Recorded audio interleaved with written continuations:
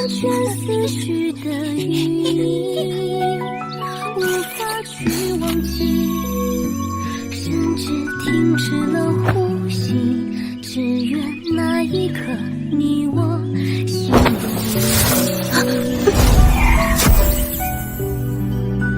师尊，就天生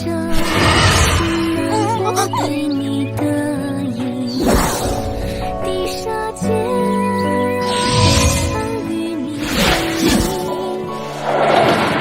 悔的孤寂，追随着你的踪迹，在向世上去看我对你的意情。双宁，小心了。师尊，双宁无法。现在沉寂，红尘遮蔽了你。双宁，醒醒，是为师的不是。允许天风下心会最初的你。师尊。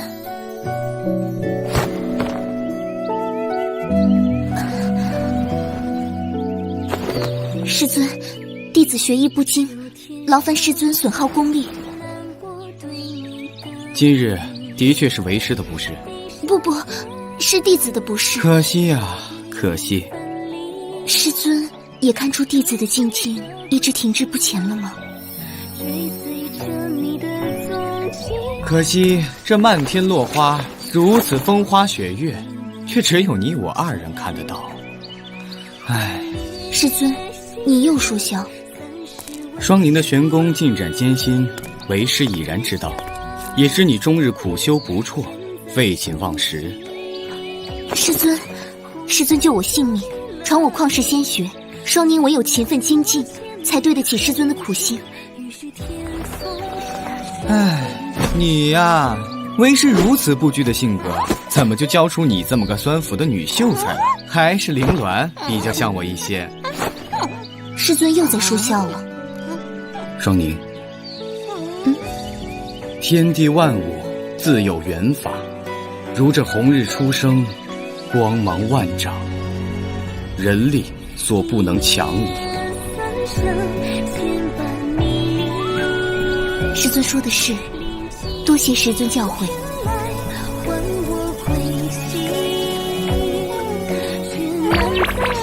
那天你提起梦中常见的恐怖离奇幻境，如此梦魇之时，每每心神俱乱，无法脱离。无需烦恼，来，为师为你引荐一位上仙，他或许能够解除这层桎梏。多谢师尊。好了，你今日的礼已经够多了。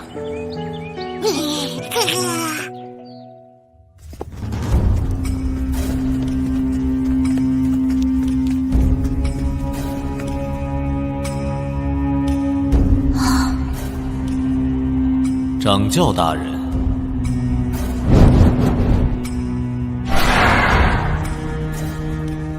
你这次来找我又是何事？星象子不出世，却洞晓天下事，所谓何来，你肯定早已知道。我知道你又让我窥探天机，但是此女命盘好生离奇，异于常人，难以推算，不知有何离奇之处。她的修行阻碍十分奇特，已再难有所精进，若要有所知晓，需用奇门两仪阵才能开启此女前世。星象子，当年若非你出手相救，我至少要舍掉躯壳才能躲过一劫。我星象子从来不受人恩惠，你与我有救命之恩，所以我允你3件请求，贫道也可以了却此间因果。之前推演阔苍之地的成形肉汁已经算是一次，那次你恰好救得此女。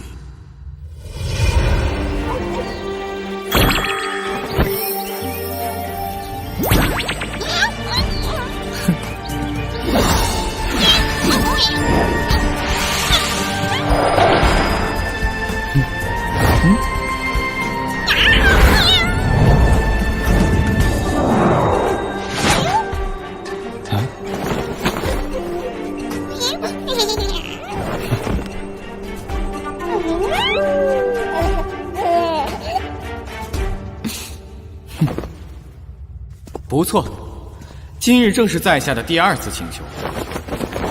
这3次请求，你2次都用在此女身上，你就不觉得可惜吗？如果每次都用在关键之处，3次又有何妨？好一个洒脱不羁的青城掌教！若贵派历代祖师爷在世的话，恐怕容不下你。老头子们早已羽化登仙，青城派今日门风就是不拘一格。掌教倒真是一派逍遥，真是令贫道佩服不已。所谓修行本就是修正，原本就不用什么戒律来守。你说呢，双宁姑娘？同道之人何须多言，你可以开始布阵了吧？奇门两仪阵极其损耗我的修为，它可以使人看到前世情景，但所谓前世因果，今生受者，是福是祸无可知晓。就算如此，也要坚持吗？多谢仙尊指点，若仙尊成全，双宁愿探知前世。就请为他指点一二吧，在下为道友护法。我便开一次奇门两仪阵法，助你一窥前世因果。所谓三生石上旧经文，此身虽异，性长存。你仔细看。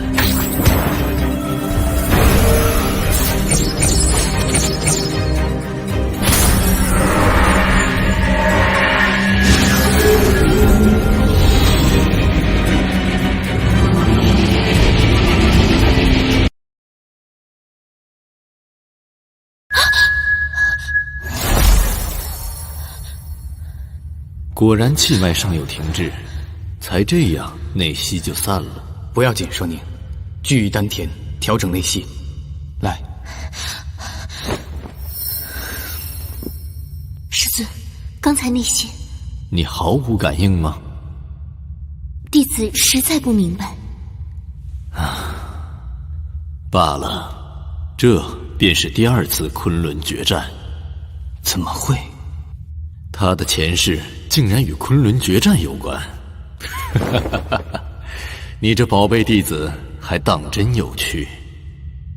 师尊，那个背剑侠的人，如果猜得不错，他应该便是天下剑仙之祖，昆仑派剑祖宇文乾坤。这已是重大天机，你还要继续吗？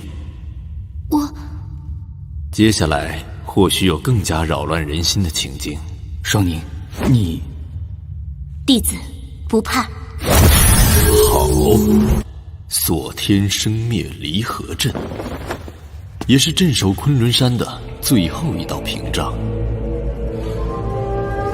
传说第二次昆仑决战的危机之时，天界神尊南极帝君和紫薇女帝现身赶到，两位神尊力挽狂澜，再度封住了震天石。但他们耗尽灵元，也随之冰结转世，不知所踪了。天一子，以我的法力，也只能尽这些绵薄之力了。你弟子的前世天机重重，混乱不堪，根本无从得知你的前世与谁关联。难道道兄就没有一探究竟的办法吗？也并非全无办法，他今生的残缺不过是少了一分纯阳。若能找到纯阳命盘之人，得到这一分纯阳命缘，他又何必去纠结前世因果呢？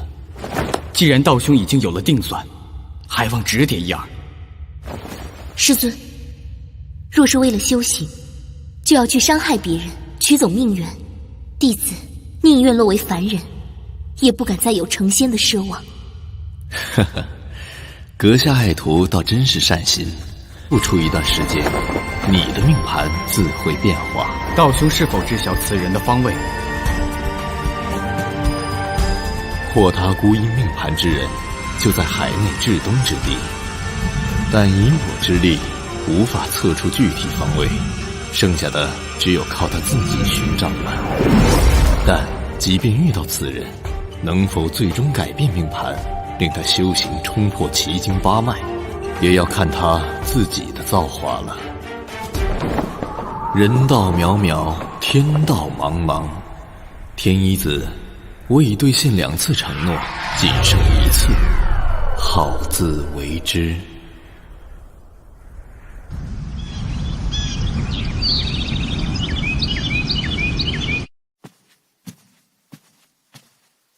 师尊，师姐让我来找您。不是他让你来找我，而是我让他找你来。啊？你先来猜猜，为师找你什么事？师尊是想我下山寻找破解命局之人。哈哈哈哈！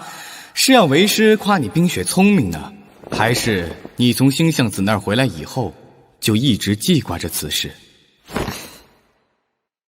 弟子这几年进境不佳，让师尊多劳心神，弟子心中一直甚是不安。你倒是一直都懂事得很。既然如此，师尊，弟子也反复思量，还是决定不下山了。说明自幼在山中长大，不习惯俗世礼法，况且那人并无明确方位，也无明晰的改命之法，与其徒劳无功而返，双宁宁愿守着山门清修一生，伴随师尊左右。双宁，你以为为师前日拜短，每天入了夜就采花，普通人这身子能受得了吗？白虎劈山，苍浪剑寒，剑诀天下秒，广闻八方道。你是点苍派的？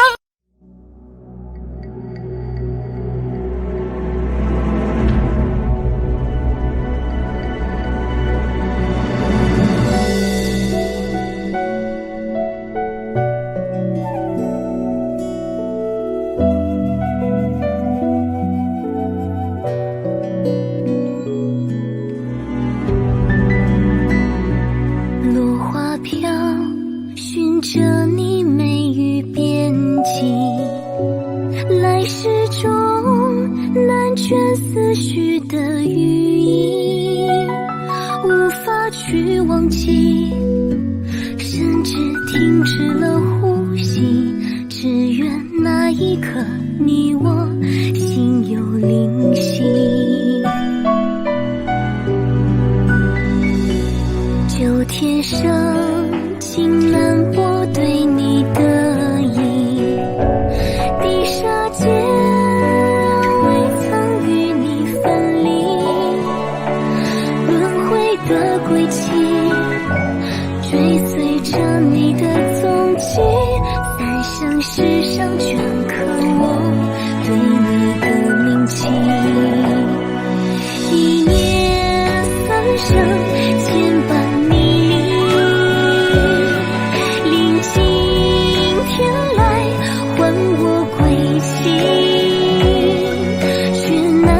舍弃你，哪怕斩断千古悬命，与须天风下寻回最初的你，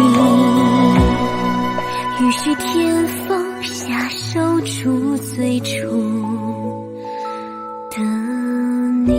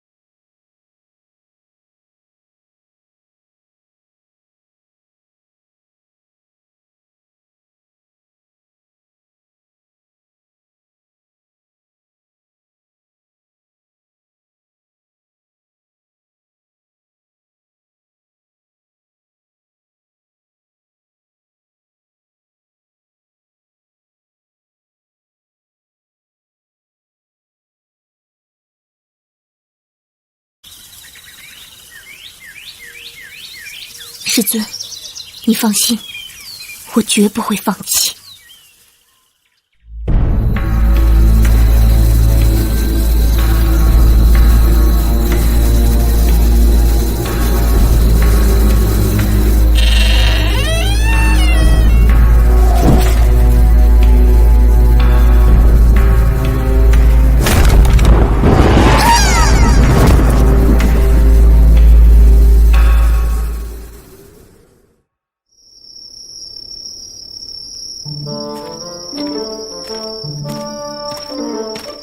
呸！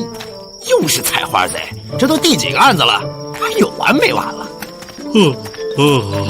每天入了夜就采花，普通人这身子能受得了吗？就凭着天天采花还飞檐走壁来去无踪的本事，一看就是江湖上的高手，我们能上哪儿抓去？嗨，你也认真了，正主抓不到，抓个嫌犯那还不简单呀？你是说？哎，走吧走吧，还是老地方，喝他一杯去。人一走啊，这嫌犯自然就有喽。好了，来呀！谢谢。给我来2个包的。我过来，好嘞。谢谢。来个这个，不要拿上啊。好吃再来啊。真好啊。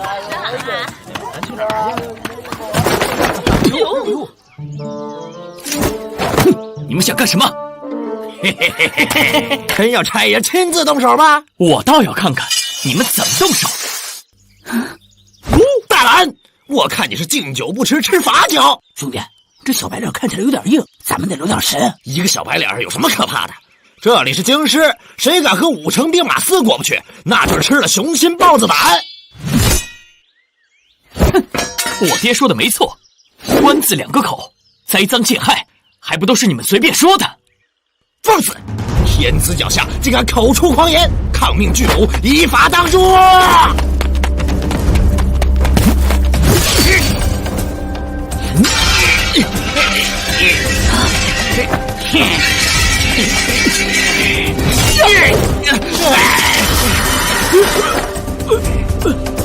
兄弟，怎么样？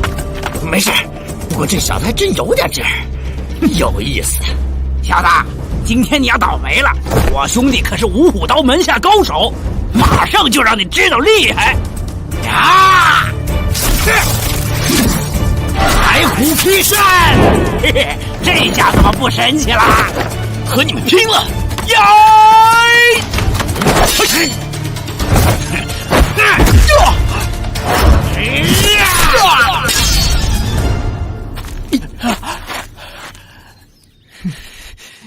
小肥丫头，你是怎么看出我罩门的？不就是五虎刀吗？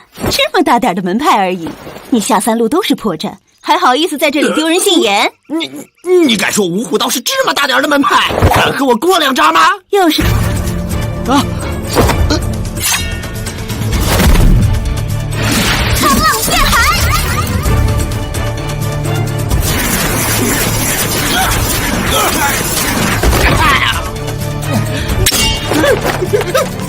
兄弟，你没事吧？你到底是什么人？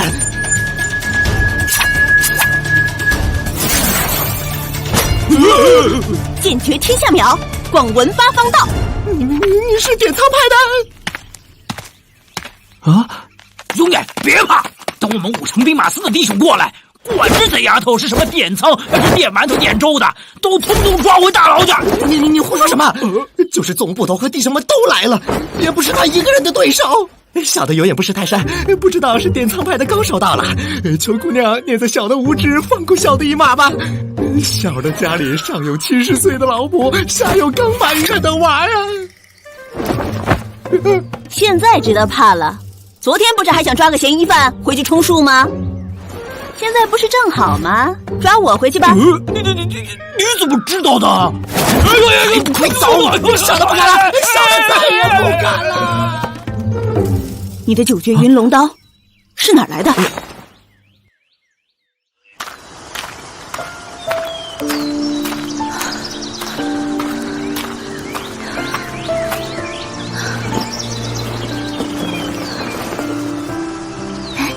竟然有温泉，正好先休息一下，再继续赶路好了。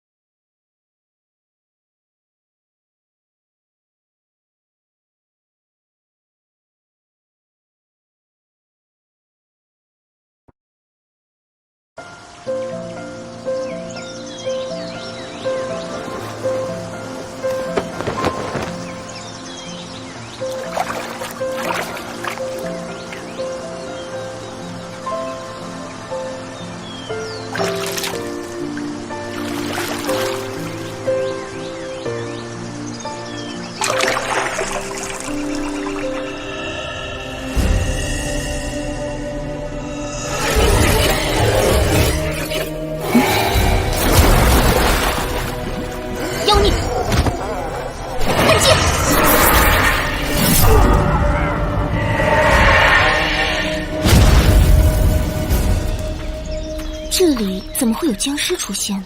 啊！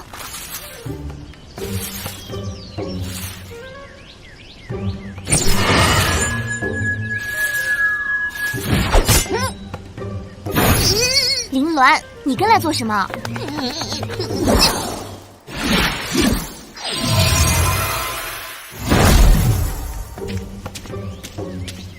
你早发现我啦？当然了，你那股药味儿，武士部内想闻不到都难呢。你发现我了，竟然还敢拿剑劈我！谁叫你躲在荷叶下不出来啊？我那是怕僵尸，哎，不是，我那是怕惊动僵尸，你就杀不了他了。我千里迢迢从青城山追你到这里，你居然拿剑劈我！我放弃了山清水秀追你到荒郊野外，你竟然拿剑劈我！论辈分，我比天一子还高出一甲子呢。要不是他求我保护你，我才懒得下山呢。哎呦！是师尊让你来保护我的。哼，是他求我来的。当年要不是看你们青城山物华天宝适宜修行，我才不会和你们这些清长牛鼻子绑在一条船上呢。耽误修行不说，居然现在还要照顾小丫头。师尊，我一个前辈也不跟你多计较了，以后记得要尊重长辈哦。天一子还托我带个东西给你。啊？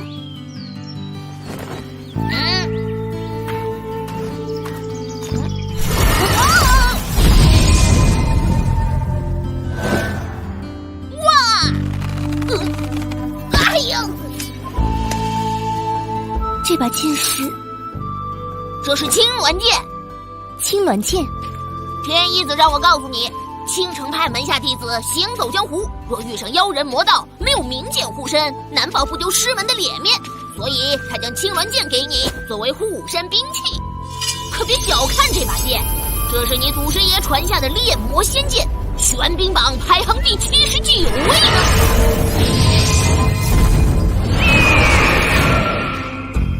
早听说这剑是以木之精所炼，而且富有神禽青鸾的灵魄。不用怕，天一子说了，用他平时传你的御剑之法，就可以驾驭这把剑了。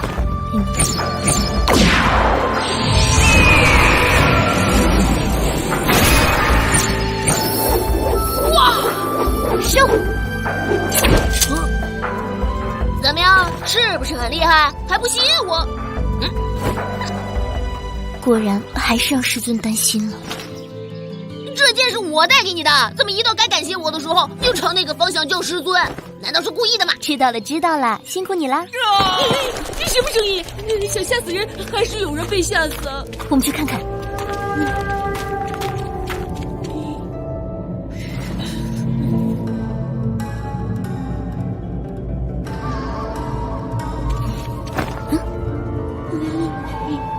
你还是跟在我身后吧。放肆！本大仙修行数百年，当然是本大仙保护你这个小辈。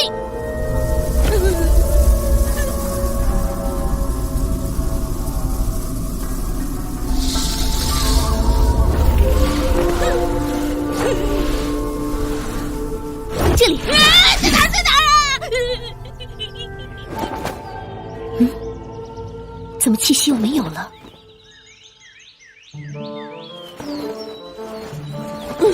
差点要本大仙亲自动手。瞧你这个样子，有胆子这么小的大仙吗？胡说，本大仙才不胆小，就让你这个小辈见识见识本大仙的盖世全功。百花百草，灵木藤蔓，本仙天降，速速推散！本大仙所修的天目诀，号令天下所有的乙木物类，知道厉害了吧？小心！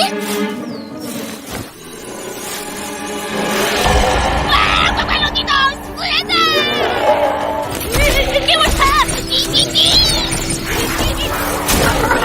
好你个贼死尸，敢吓唬本大仙，让你知道厉害！天下一幕，莫不遵我法令，想偷袭本大仙，小心！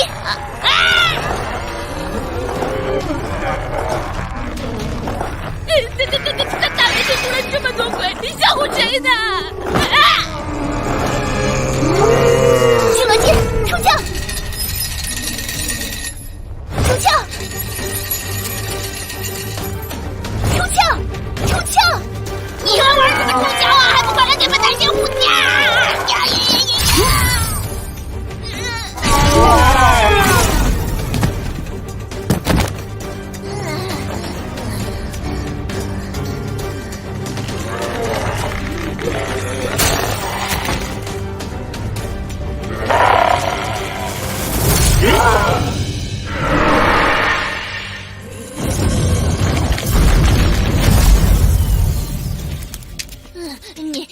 你这修行果然够你师尊操心的，连青鸾剑都驾驭不了。你的同门里最快修炼到气剑通第3境界的只有你一个，但你气脉有阻碍，无法斩去3尸神，连内丹也修不成。是的，我平日御剑都不稳定，这种事情以前也发生过。也别太灰心，这次下山就是要找到你的修行之故，有本大仙陪着你，必然无往而不利。就你这点指使花花草草的本事，真要是遇到妖物，你还不是第一个危险？什么叫指使花花草草啊？我的天目诀是200年以上的木仙才有资格修行的。是，大仙你厉害，那下次遇到妖物就请你自己出手。小女子人小力薄，修为浅，还是一旁观战好了。本大仙慈悲为怀，不是杀生。料理妖怪这种没含量的粗活，还是由你这个小辈代劳好了。人小鬼大的蘑菇精，怪不得修了几百年还是小孩样。放肆！我这是鹤发童颜，返老还童。你这是妒忌。哎，那边是不是躺了个人啊？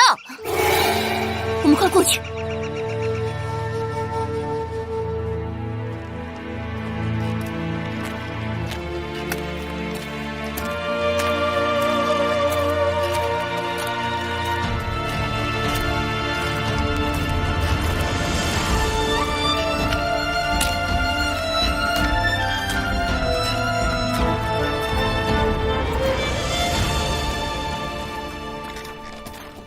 哼，停！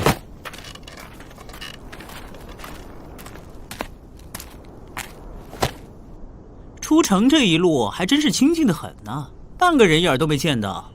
属下不知。不会是你把人全打发了，专程想让我静静吧？属下不敢。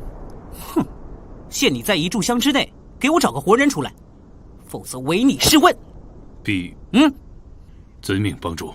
这还差不多，走吧。起轿。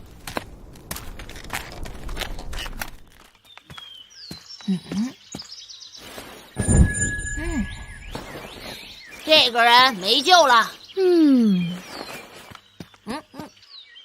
可别动歪脑筋啊！这个人本大仙根本不认识，不会为了他去浪费我的真元。天成灵芝草，辟除生死道，吹口真气就能起死回生，见死不救，你倒还好意思说自己是大仙？他如果心脉已断，我吹口真气一样救不过来，又何必浪费我的真元呢？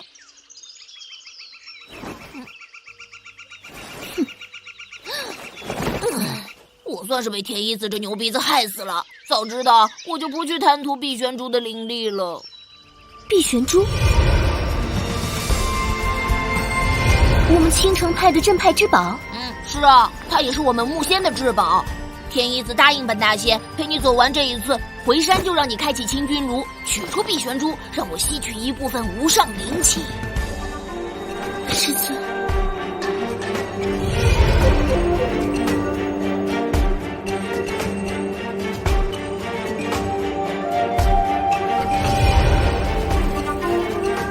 但是师尊没有和你说吗？虽说只有我才有可能打开清君炉，但我若找不到助我改命之人，清君炉依旧打不开啊。大不了等回了山，我让天一子自己打开就是了。可师尊和我说过，一个能继承掌门之位的有缘弟子，一生只能开启1次清君炉。我若真的无法改命，那清君炉真的不知道何时才能开启了。天一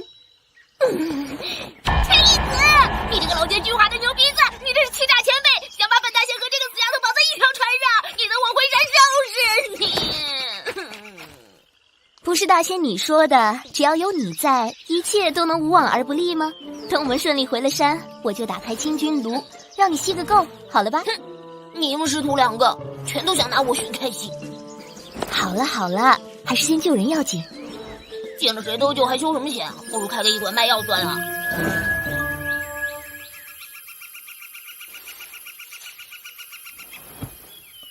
他这是没事了吗？怪得很，他心脉有阻碍，我的真气只能贯穿他的4肢。不要管我，那些僵尸已经往江宁村去了。他没有被僵尸咬过的痕迹，看来是受了外力，心脉寸断，没有办法啦。无量天尊，希望他能平安转世。你看，这几个僵尸都有这个符咒，难道是？这是魔教藏明山的御师符。藏明山，难道是魔教有阴谋？我听说藏明山一向是无利不往，很少无缘无故。责怪的，先追上那些僵尸，查清楚是怎么回事。死丫头，玉凤把我带上啊！哼，敢小看本大仙，一会儿让你这丫头知道厉害，徒孙！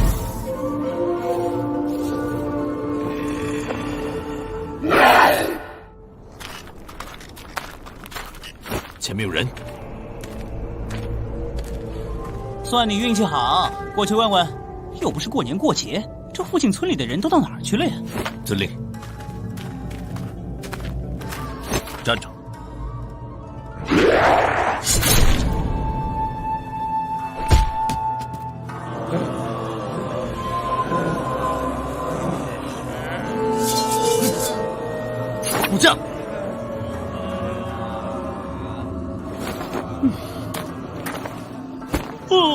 哎呀，南宫学，你给我搞什么鬼啊？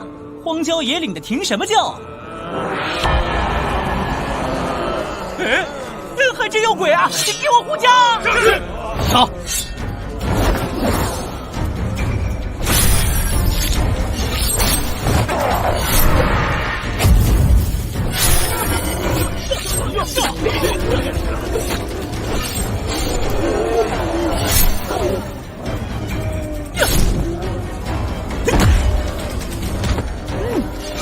谢帮主，这里离京城不过100里，怎么会闹活死尸啊？国师殿平时都在做什么呀？属下不知。你跟了我这么多年，讲话还是这样一个字一个字蹦着说，你不累啊？属下不敢。不敢什么？是不敢累，还是不敢正常说话？帮主恕罪。哇，受够了！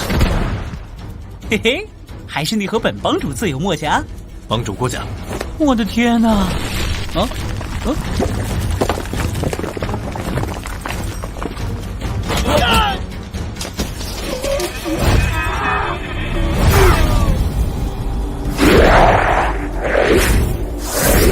我的个乖来，这是个什么东西啊？上！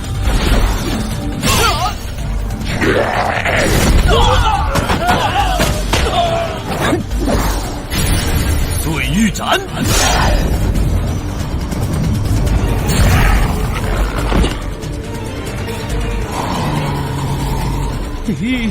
妖孽，看剑！好美的神仙妹妹啊！这人为何有似曾相识的感觉？啊！今晚出枪！哇！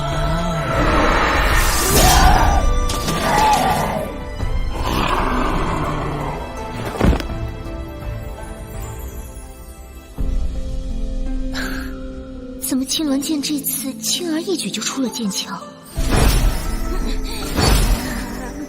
哼，你这个黄毛丫头，玉峰竟敢不带上本大仙，简直是目无尊长！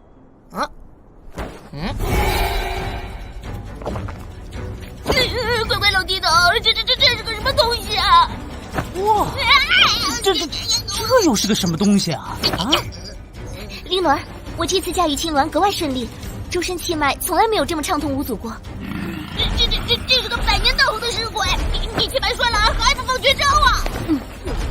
妖孽，看剑！哇，这招入门剑法用青鸾剑使出来，威力这么强！这尸鬼果然厉害，能和青鸾剑相抗衡，看来要拼真力了。百雀朝鸾！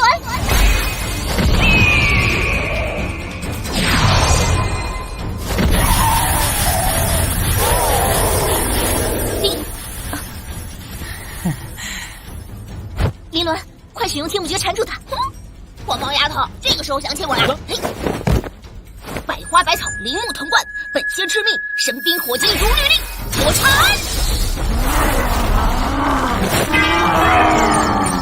鸾凤来雨！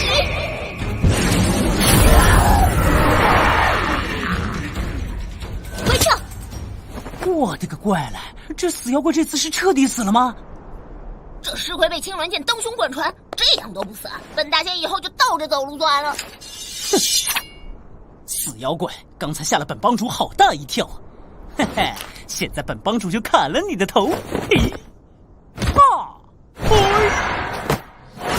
看剑！我的个乖来，这死妖怪还没死啊！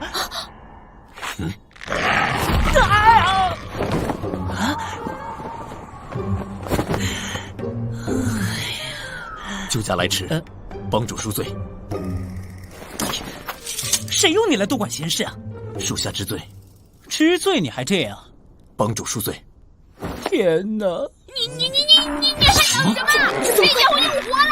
趁虚要他命！快用三昧真火烈他个星元俱灭！三昧之源，真火凝炎。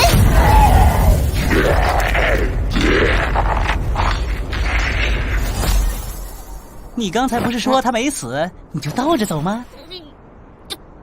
本大仙是织草修成的，你见过草分正面反面吗？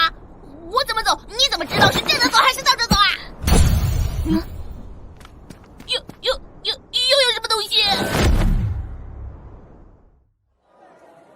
壶龙酒一壶，客官两位里边请。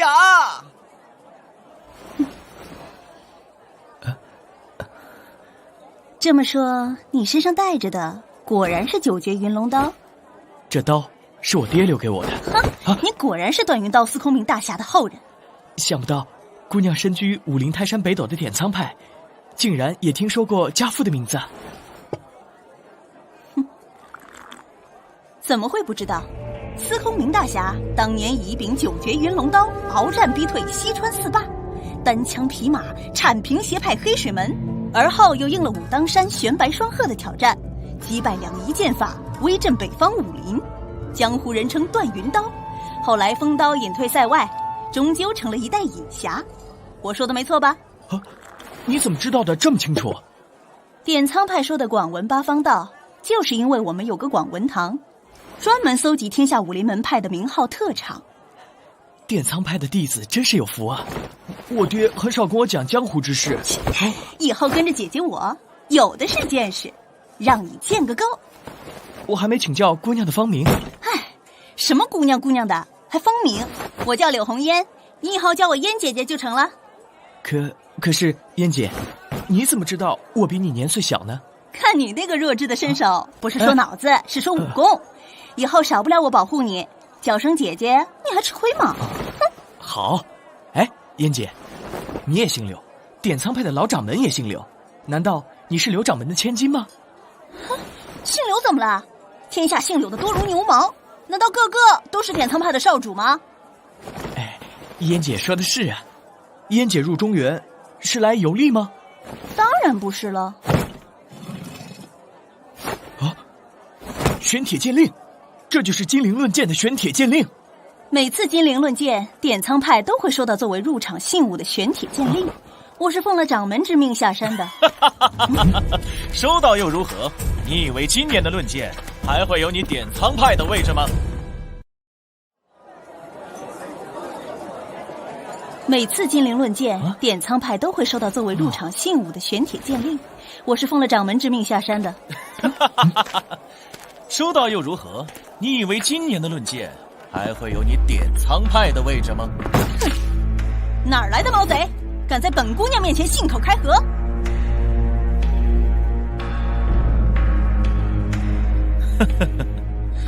姑娘脾气倒是不小啊。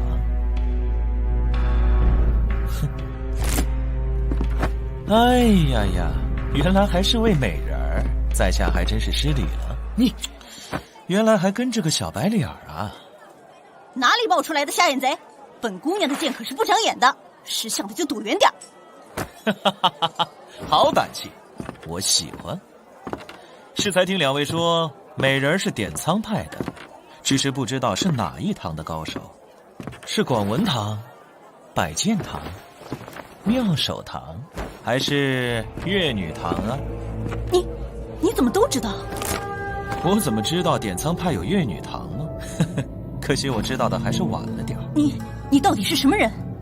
我是什么人，说了美人儿你也不知道。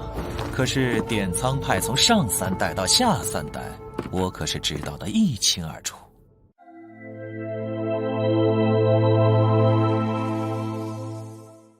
我是什么人，说了美人儿你也不知道。可是点苍派从上3代到下3代，我可是知道的一清二楚。美人如果是为了金陵论剑而来的，那还不如就此打道回府，回家去过几天安生日子，或者和在下一起去风波庄论剑观礼，顺便快活几天。反正这论剑也只是在下的囊中之物而已。好一个狂妄无耻之人！这位公子看来好像是有点功夫的，能不能告诉我你是怎么把金陵论剑收入囊中的？好狠辣的美人儿啊！要不是在下闪得快，身上可要多一个透明窟窿了。不过在下可是最喜欢吃川菜了，美人儿又美又辣，正合胃口。无耻的毛贼！看剑！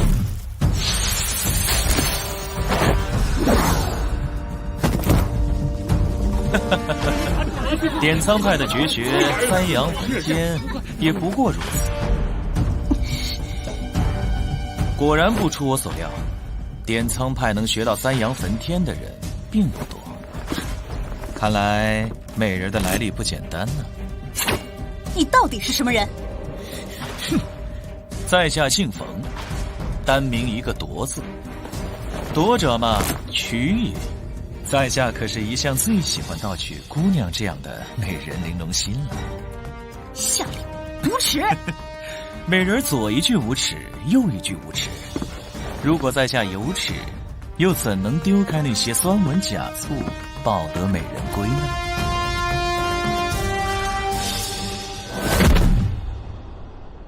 我没看错的话，刚才飞过去的应该是玉剑。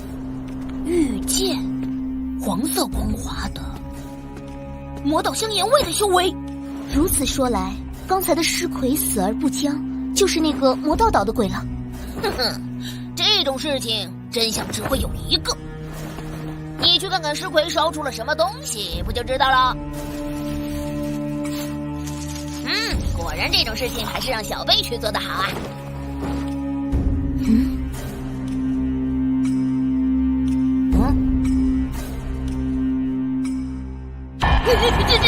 这是苍明山上成的引魂金符。引魂金符是什么东西？苍明山的老妖还真是狠毒啊！练这种100年修为的尸魁，要活生生的剥去活人的生魂。他脑内还有一枚符咒，发着金光，注入到这种金符里，配合脑门上的玉尸符加以控制。无耻！师尊早就说过，这些魔道妖孽就是祸害苍生的祸根。不过有点奇怪，苍明山很少招妖的，现在他们竟然连100年尸魁都派出来了。看来这附近啊，一定有什么大买卖。这些魔道妖人不知道要搞什么阴谋，我必要查个水落石出。你疯了！就你这半瓶子不满的玄功，连剑都拿不稳，去了还不是白白送死？就知道你是个胆小鬼蘑菇精，你不去我自己去。仙姊妹，姑娘，有什么需要本帮主帮忙的，本帮主在所不辞。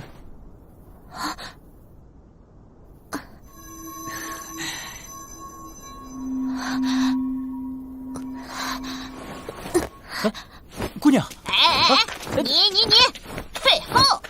你一个肉眼凡胎的能帮上什么忙啊？妖怪放肆！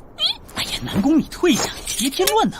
你一个死人脸，你说谁是妖怪？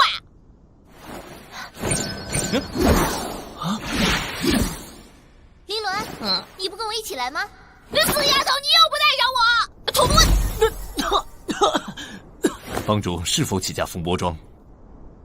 今天的事情太过神奇，我想回去找国师一叙。起驾国师殿。等等，我们还是先朝那个方向去。帮主号令，起驾金陵。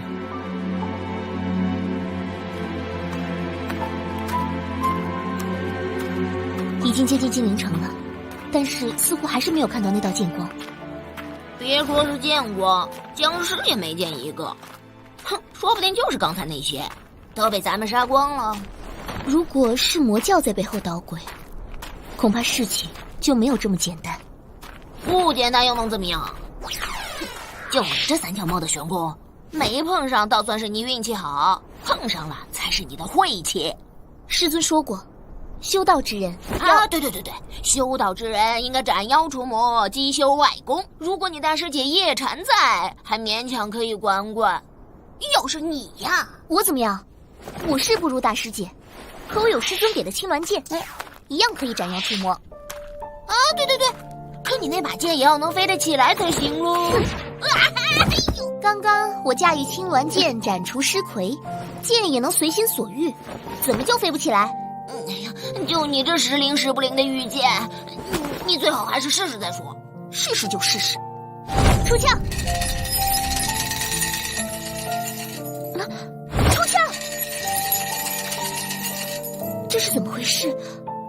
明明刚才用得很随心所欲。才说过就灵验了，果然是个现实报。我御剑运不起来，你就这么得意啊？就要进城了，我看你这个模样，怎么进城？会被当作妖怪抓进大牢的吧？对哦，那你说怎么办？很好吧，你就变成猫样，我带着你进去不就可以了吗？你见过头上有仙草的猫吗？我只要抱着你，你以为谁还会特意去看你啊？你很好看啊。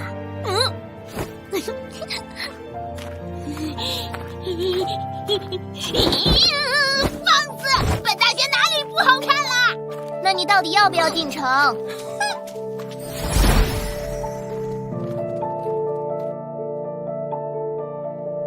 说，为何你知道典藏派这么多机密之事？看来美人儿是想打破砂锅问到底了。可是美人儿你自己还没说清楚，你到底是典藏派哪一堂的弟子？本姑娘就是刘掌门亲自招收的入门弟子，有什么必要向你这个毛贼解释身份吗？既然这样，美人儿你又凭什么来问我呢？以你的身手，绝不可能是典藏派下3堂的弟子，只有月女堂的入室弟子才有资格学到这绝世的月女剑法。啊，这就是闻名于世的月女剑法？燕姐，那你……小子，看来美人和你的交情也不怎么深嘛。你连她是谁都不知道吧？哼，我和燕姐的事情轮不到你来插嘴。看来你现在对这美人是言听计从。典藏派原来除了剑法，这狐媚迷惑男人的手段也是个中高手啊。你再多说一个字看看，天下武林还没有人敢这样和典藏弟子讲话。若是几百年以前，我遇上典藏派的玉姬老道，还当真不敢如此和他讲话。不过现在面对美人嘛，你那几招落了土的月女剑法，在下还真不放在眼里。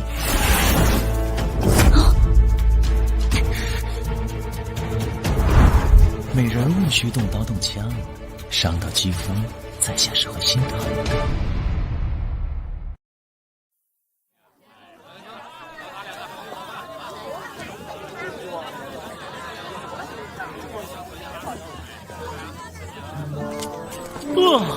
南宫，知道本帮主为什么不成大笑，偏要步行进城吗？过于招摇，帮主大忌。哦，原来你是知道的，那你还带着这么多人跟着我，难道不招摇吗？职责所在，帮主见谅。唉，这里已经是城内，安全的很，不需要你们这么跟着，简直烦透了。散了，晚点时候，本帮主会自己回总舵的。帮主恕罪。哎呀，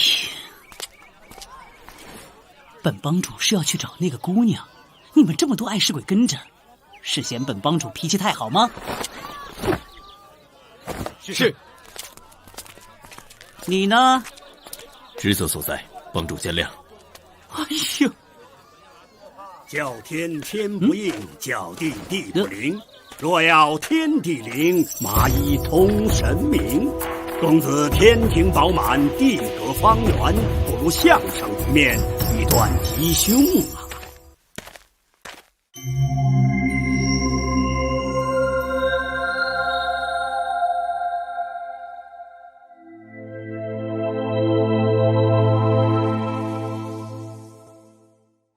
公子天庭饱满，地阁方。属下遵命。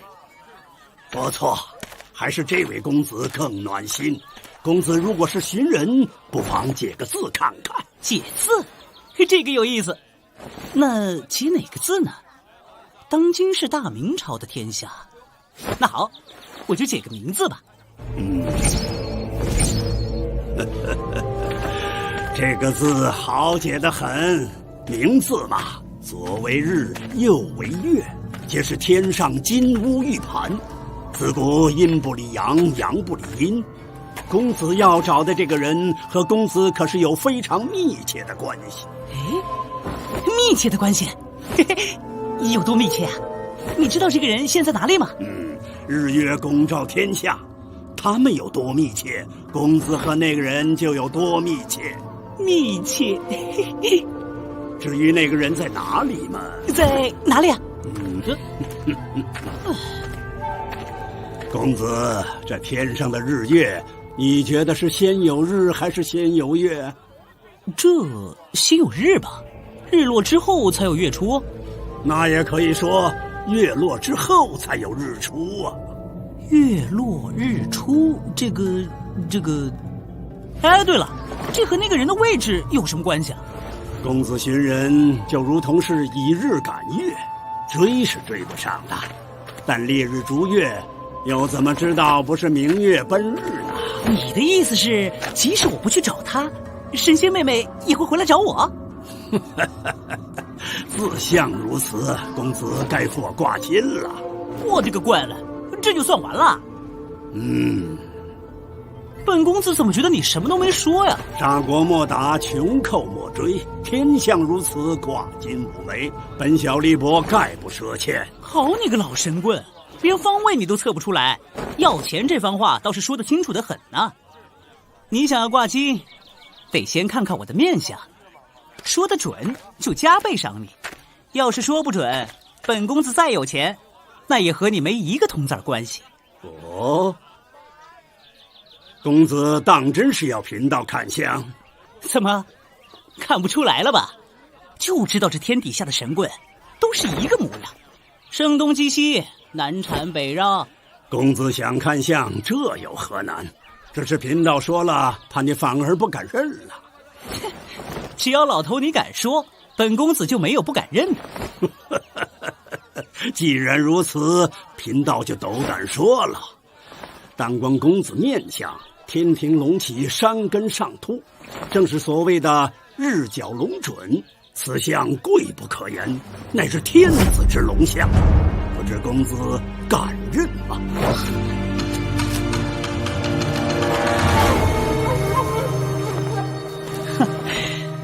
你说本公子有帝王之相，这虽然是大大的吉言，但要是让官府的人听到了，那可就是大大的不妥了。说不定传到皇上耳朵里，本公子的脑袋就保不住了。不忙不忙，公子还没听完贫道的下半句。怎么还有下半句？贫道虽说公子有帝王之相，但天庭日角，方中藏元，山根虽突，却欠一分元龙之意。即便是九五之尊，却不是正宫所出，哪有蹊跷？住口！放肆！哎，巨仙居有人动起手了，快去叫官差呀！啊！美人总是这么心急，这个脾气可不好，小心连热豆腐都吃不下去。哼，淫贼，放开你的脏手！小哥重情重义，可惜用的是蛮劲。你爹难道没教过你？力出西进，三分潜龙，悬空反噬，后势破敌。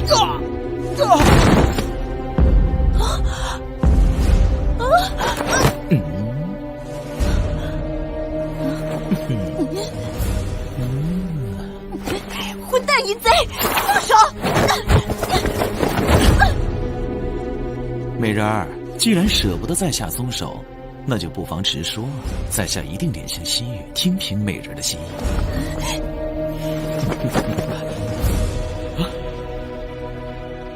小哥，你说呢？你怎么知道我爹的乾隆诀？你和吴玉子冯泰有什么关系？什么吴玉子冯泰？那是什么东西？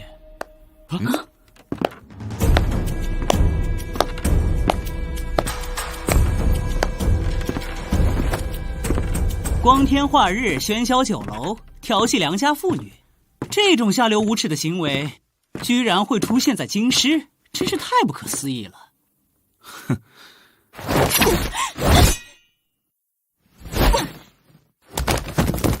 你刚才说谁是良家妇女？哟，又来一个小哥英雄救美，还俊得很。怎么，美人儿又是你相好的？你能被这么漂亮的姑娘青睐，本公子是三生有幸。不过给你这张嘴一说，还真是不怎么中听呢。只要中了意，不中听又怕什么？淫贼，且不说你是怎么知道我武功口诀的，就凭你如此污人清白，今天你别想好好踏出这扇门。虽然公子我一向不喜欢以多欺少，但是看起来你确实不像好人。本公子一向喜欢多管闲事，不得已只好陪你玩玩了。今天真热闹啊，竟然有这么多人给在下试招，那就让你们见识一下吧。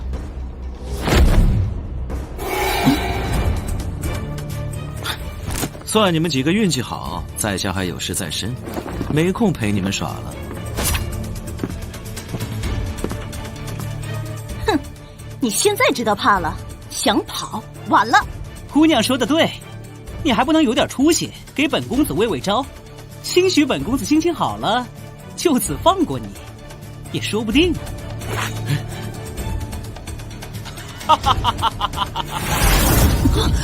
美人儿，今天有要事在身，咱们金陵论剑再见了。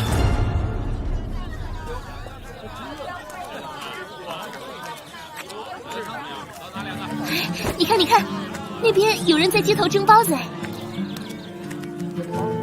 你看，你看，这有个人在用面做小人哎。你看，你看，那边有好多五颜六色的纸伞啊。不是说自己进过城吗？这么兴奋做什么？明知道本大仙最喜欢说话，明知道本大仙现在绝对不能开口说话，偏要跟我说这么多话。哼，等我变回来再收拾你这个黄毛丫头。喵。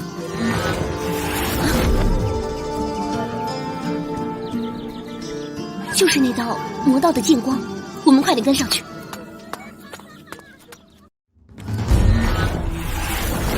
啊！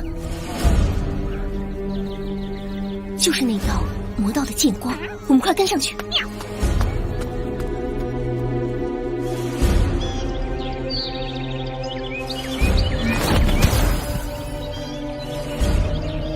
看到了，看到了，就在那边，落下去了。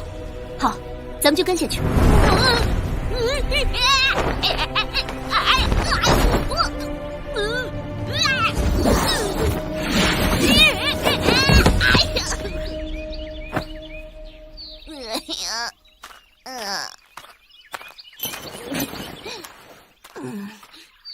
你这个死丫头，落地就落地，翻什么跟头啊？还在树干上蹦蹦跳跳，想摔死本大仙啊！这里有魔道的气息，我们要小心。哼，魔道气息你都能闻出来，难道你鼻子比我灵？我也不知道，我自小就能感受他人的真元气海。师尊说，这是因为我天生灵运强于其他人。是啊，你多厉害！灵运排行全青城山数你第一，哼，就练出了这么个鼻子。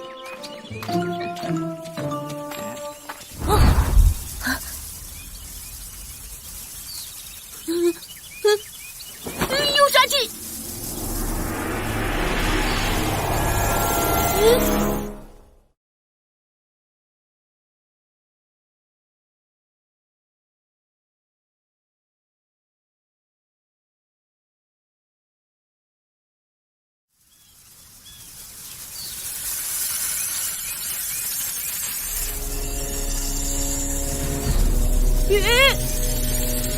是蛇！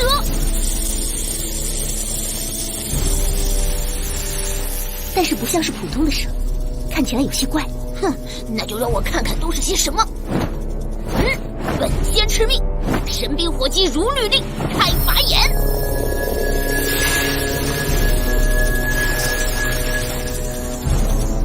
怪怪龙地洞，你看出什么了？这都是妖道魔物变出来的。早让你别惹这么难缠的家伙，现在被发现了吧？胆小鬼，估计这是那个魔道的妖法禁制。看我的，万神长玉神雷劈，飞扬丧金光光系。怪怪龙地洞，原来金光咒是这么玩的。飞扬丧金冠光系。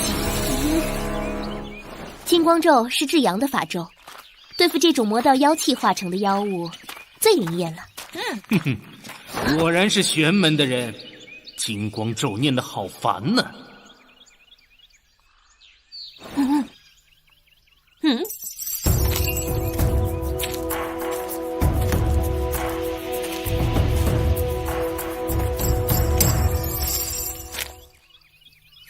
你就是那个魔道。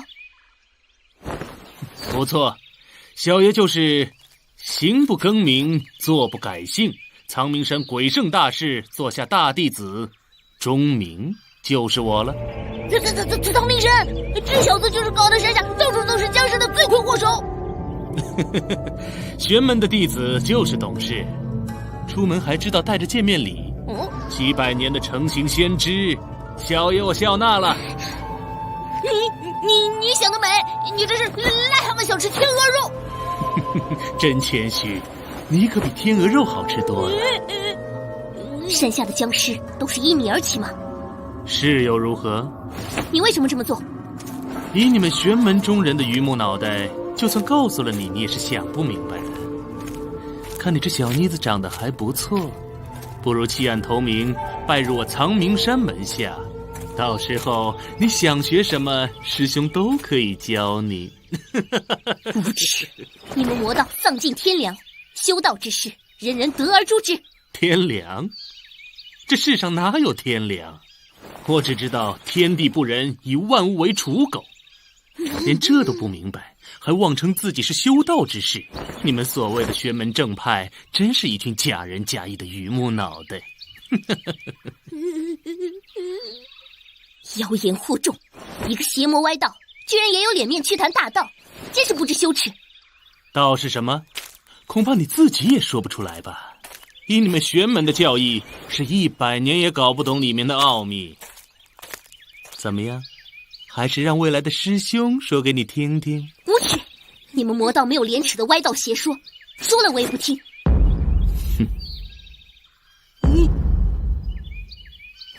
你说话别太过分，惹怒他，咱们俩可能吃不了兜着走啊。原来还是先知识相的多呀。好吧，看在你这么识相的份上，吃你的时候我就整根吞下，不用牙嚼了，省得你怕疼。想吃我没那么容易。双鹰扁他！你想夺这胆小鬼蘑菇精，就得先问问我的剑。哎，死丫头，你说谁是胆小鬼蘑菇精啊？青鸾剑出鞘！出鞘！糟了，剑又不听你的话了。原来你连气剑通都没有修成，就跑来逞强，倒真像是玄门做派。就算我不能御剑，那又怎么样？一样能斩妖除魔。好，有骨气。只是小爷剑下不斩无名之辈，我倒很有兴趣知道哪门哪派能教出你这样的女弟子。我是蜀山青城派掌教天一子门下弟子冷霜凝。还有我，本大仙就是居于蜀中青城山修行的散仙林鸾，和他不是一个门派的。虽然不是一个门派的，但是本大仙是他的长辈啊，就是要罩着他。你敢动他，就得先问问我。这还差不多。但是你不用问我了，本大仙有自知之明，你还是问问他吧。你这个胆小鬼蘑菇精！原来不过是青城派，真是有意思。时间尚早，那小爷就陪你们耍耍。百花百草，林木藤蔓，本仙吃命，神兵火计如律令。快说你出剑刺他！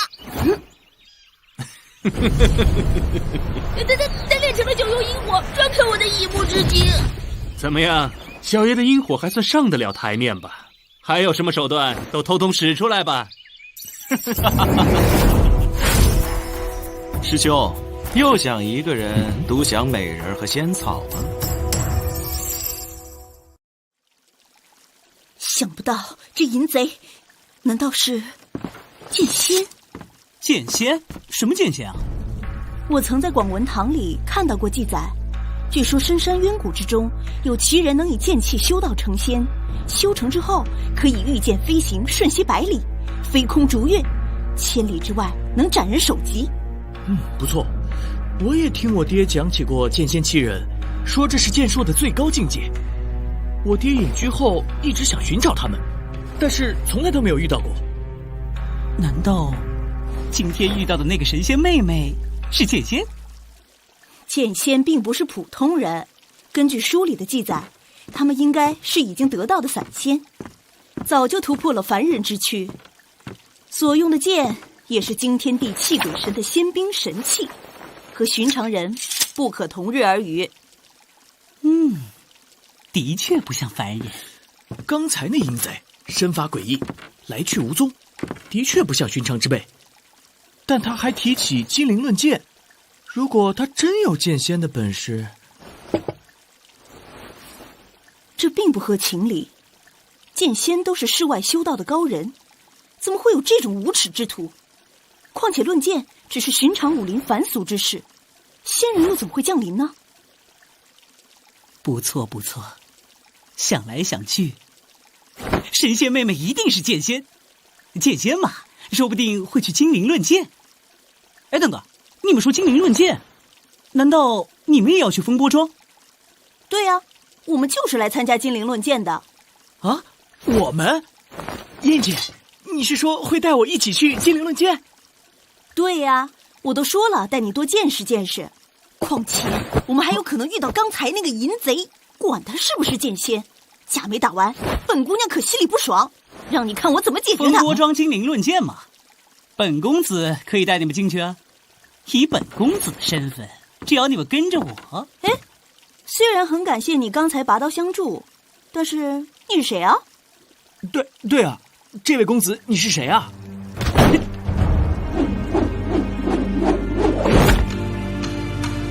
失礼失礼，本公子就是叱咤京师，脚踏两湖，名垂关东，威震两广，人称玉面天王霹雳姬，神功盖世小旋风的金龙帮少帮主龙毅。刚才小弟正在酒楼里陪着一个美人儿，还有2个根骨不错的3阴子，本想一并擒回来，没想到师兄你急匆匆飞了过去，还以为师尊交代的事情有了什么纰漏，没想到原来是师兄的运气更好，不但有个仙骨惊奇的玄门女弟子，竟然还有一株千载难逢的成形仙枝，真是难得难得。既然知道是师兄的运气好，你又来搅什么局？师尊交代你的事情，你都办好了吗？师兄明鉴，小弟对本门的事情一向是最上心了，不但早就办好了，而且还顺便在城里采了几朵花。可惜啊，都是些庸脂俗粉，哪儿比得上脱尘超凡的玄门女弟子呢？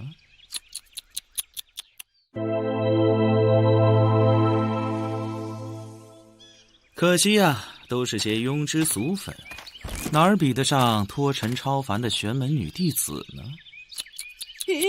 又来了一个不要脸的，这回咱俩要吃不了兜着走了。不过是2个魔教的小妖道，就把你吓成这样，真是添麻烦。难道师尊是拿你来磨练我的吗？你敢说本大仙是麻烦？本大仙还没有嫌你这个黄毛丫头麻烦呢。师弟，本门长幼有序，既然是师兄的局，你还是有多远躲多远的好。师兄，力不独享，何况还有同门之谊。这小妞我也不和你争，只是这得了道的仙芝草，那可是千载难逢的仙缘，不如你我一人一半，你看如何？一个和尚有水喝，2个和尚没水喝。师弟，原来这个道理你不懂啊。通常一株百年灵芝草能活死人入白骨，何况是得了道的仙草，那可是吃上一口就能飞升成仙的造化。这种好处让师兄你一个人独吞了，若是传到了师尊耳朵里，不知道他老人家会怎么想。就凭你也敢要挟我？你个半路出家的登徒子，敢和我提师尊？以本大仙看来，这2个家伙分赃不均，说不准会动起手来。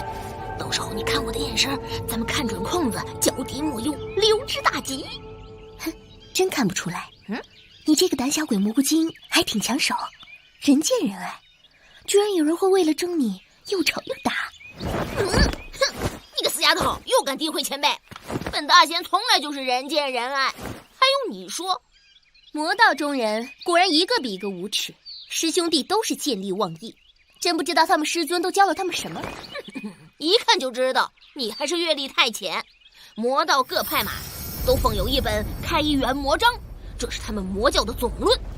这第一章嘛，开篇就写我魔我魔，有他无我，舍己成魔，舍魔成我。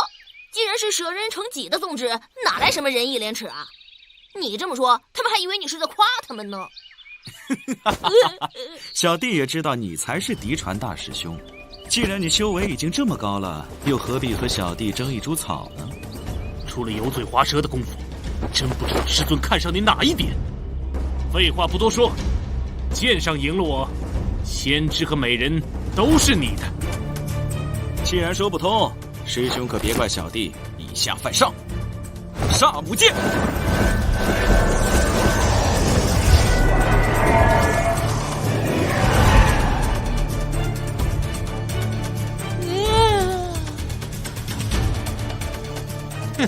班门弄斧，我就看看师尊都教了你什么。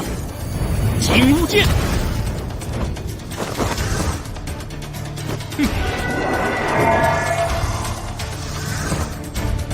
先等一等。怎么，怕了吗？如果现在停手，师兄我可以既往不咎。和师兄讨教一下剑法，再好不过了。但若你我动起手来，美人和先知趁乱逃走，那岂不是得不偿失？既然这样，不如让老道帮你们看着，那不就放心了。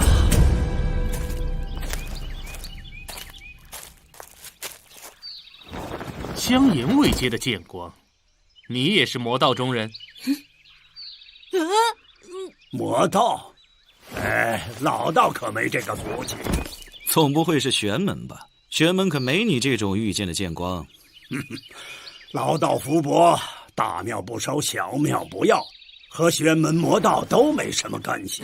既非玄门，也不是魔道，那一定是异派了。异派？这又是什么门派？这天下的修真之人，除了有玄门正宗和魔道宗派，还有一些既不算玄门，但也不算魔道的修行者，他们自称异派，也就是异于玄门和魔道的意思喽。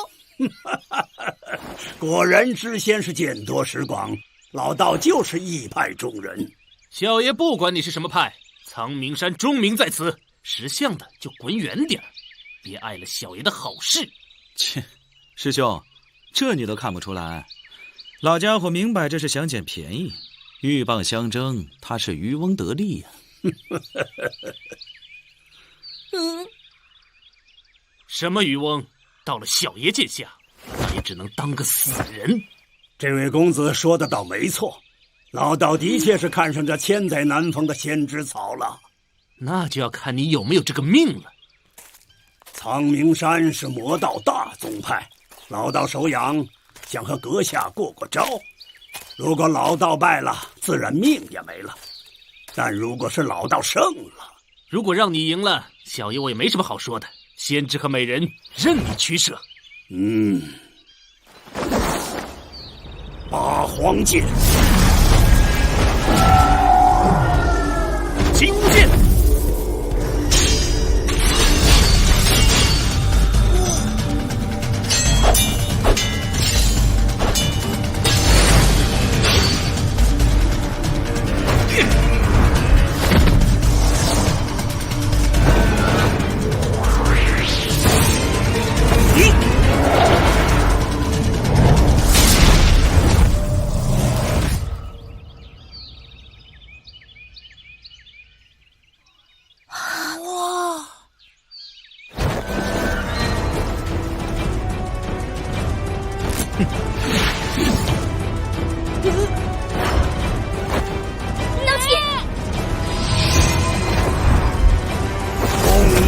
八荒。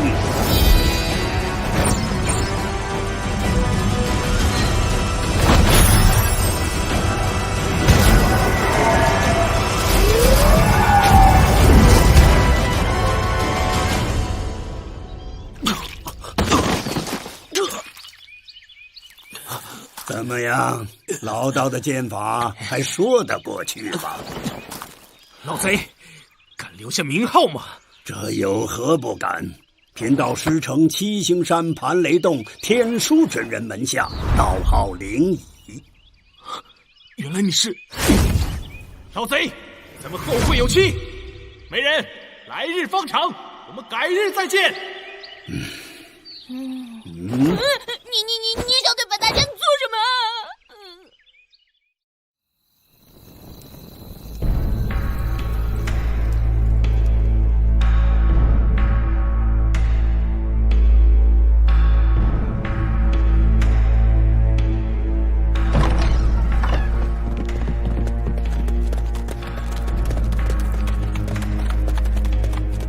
参见庄主。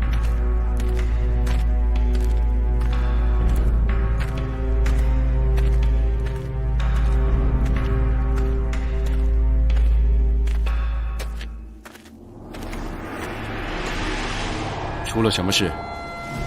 禀报庄主，门口倒着一个大和尚，已经断气了。哪门哪派的和尚？回庄主，是午夜寺的了叶禅师。了叶？他怎么会死在这里？属下已经查看过，他的致命伤有2处，一是脖颈左侧有细微剑痕，血已喷出5步之外；二是胸口凹陷，显然是中了金刚掌一类的刚猛掌力。属下怀疑。常山派剑法的绝杀5步寒梅，专刺人的锁颈，至于胸口，你去揭开衣服看看，伤处是否有黑水渗出。是。什么人？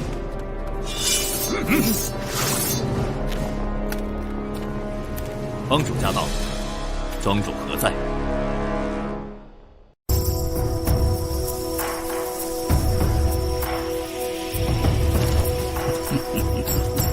这位姑娘，敢问可是蜀中青城派的门下吗？前辈是如何知道的？依本大仙明鉴，这老道八成不是好人。刚才他可是对着本大仙口水都快流下来了。咱们还是找个机会36计里有我上策。真没想到，500年你就修出个比老鼠还小的道。死丫头，本大仙还不是为你着想。万一这老道要抢我，抢咱们俩，你还不是要动手？以贫道的地剑之法，无需眼睛看就知道姑娘是哪一派门下，还知道姑娘所用的是玄冰榜排名79位的青鸾剑。地剑，前辈竟然懂得玄门绝学。贫道是学了点玄门的皮毛。姑娘如果想多问老道几句，不如堆起篝火，也好过在夜风里乘凉。哎呦，老牛鼻子，你比本大仙还讲究。这荒郊野外枯枝残叶，居然想搞篝火，要不要再替你烤制烧鸡呀？去！要说别人嘛，还真是有点为难。但知仙道雄贵为木仙，一点点易燃的柴火，想必不过是举手之劳。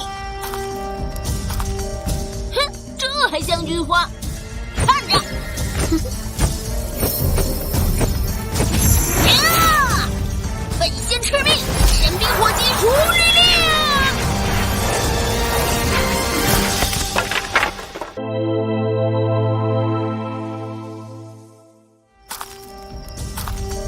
哼，这还像句话？看着！呀！本仙敕命，神兵火击除律令！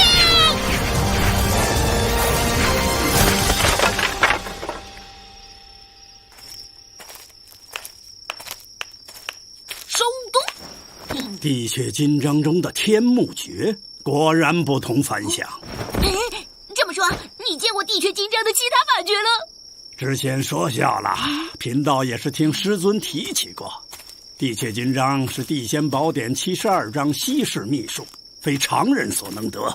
况且老道是大道未成，就算秘籍看得懂我也看不懂他。切，听过就拿出来说，真是吹法罗不嫌费力气。你这样太无礼了。本大仙和晚辈一向这样说话，你别看他是个老道，论年龄他叫我一声太公我都受得起。不错，老道不过古稀之年，和知仙道兄几百年的修行是没法比的。老道虽然也能隔空取火，但若能得姑娘的三昧真火引燃，想必这火能烧得久一点。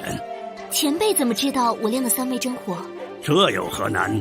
修真根源在于炼气，三昧者君、精、民也。姑娘呼吸绵长，气声润泽，深潜气海，当然是三昧一通之象。三昧即成，玄门之人岂有不练真火的道理？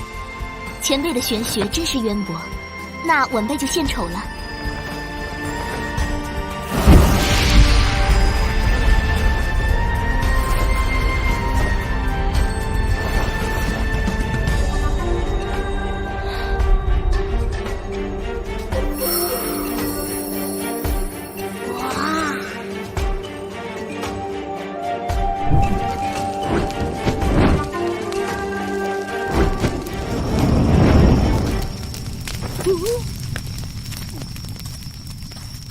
可惜，前辈说可惜是可惜什么？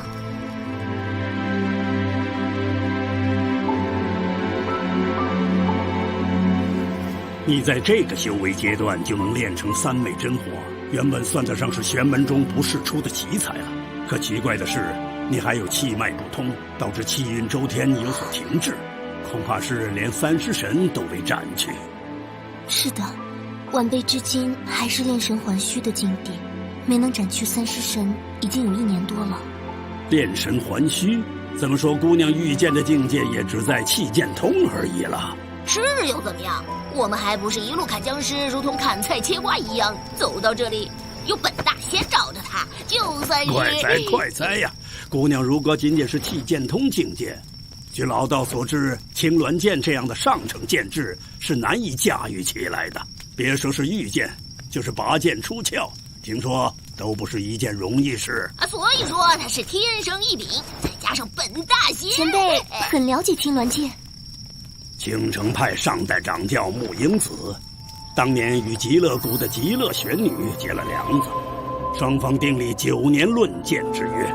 之后，穆英子闭关9载，积聚以目之精，练出青鸾剑，最后重创极乐玄女。这剑嘛，也成了青城派的镇山名剑之一。这个事情我知道。当时原来本派还有这样的过往，但青鸾剑却并没有难以拔出，相反。晚辈还尝试过御剑，只是有时应用自如，有时候却完全无法驾驭。世风日下，简直世风日下！没大没小，骇人听闻，2个晚辈还让不让本大仙说话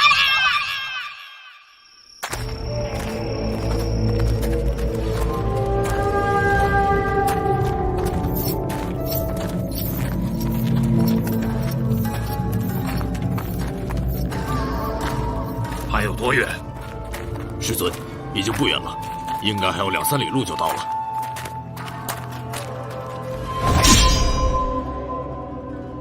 兄弟，我一定为你讨回这条命。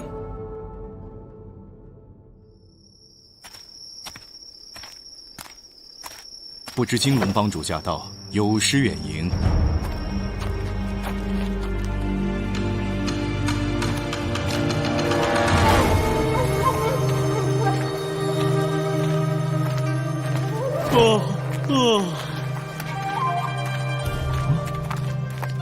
公孙秋泽，你坑本帮主坑得够苦啊！帮主言重了，公孙友不知哪里怠慢帮主，还请明示。哼，我听说风波庄主名叫公孙友，怎么又变成公孙秋泽了？哼，你真是少见多怪。那些读了书的人都喜欢在本名之外给自己起个表字，说这是什么尊称。这人名叫公孙友，表字就是秋泽，文绉绉的，还挺绕口。2个月前，你让人密报我说成州有什么百毒门为祸江湖，害我喂了1个多月的蚊子，结果就抓到了几个贩卖巫草的药贩子，这你怎么讲？陈州百毒门原本就是以制药为生，派内中有大批西域曼陀罗花，是迷香蒙汗药的上乘配料，并和当地的霹雳堂勾结，为祸一方百姓，在下并未瞒报。好吧，这个算你蒙过去了。如今筹备精灵论剑这么大的事情，也不忙着通报我，是存心想让我错过这个武林盛事吗？在下不敢，原想本庄筹备妥当，再请帮主驾临，没想到倒是帮主亲自到了。这人好大的架子，真不明白他那个什么帮，竟然连风波庄主都对他礼敬有加。还没看出他的门道，不要妄下定论。江湖上的事复杂的很，你更好解决我就是，一切我罩着。哦。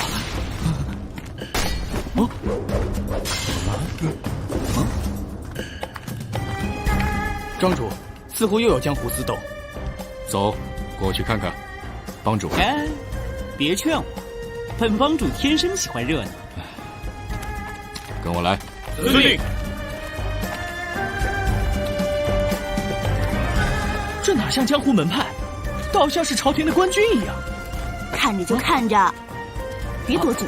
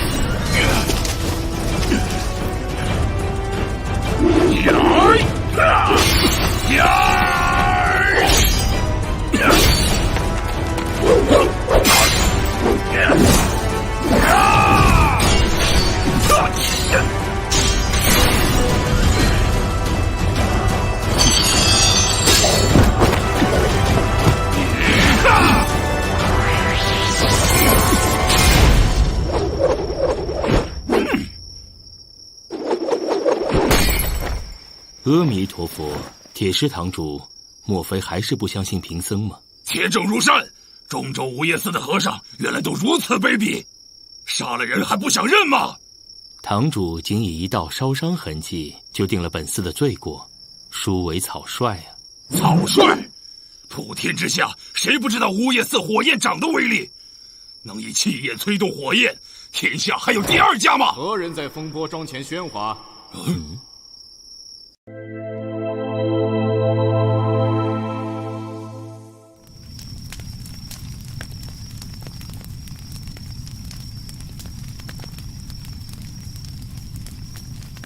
我的副堂主沙狼被无业寺的和尚杀了。风波庄是天下武林的枢纽，今天我就想看看，天底下有没有你们中原武林所谓的公道这种东西。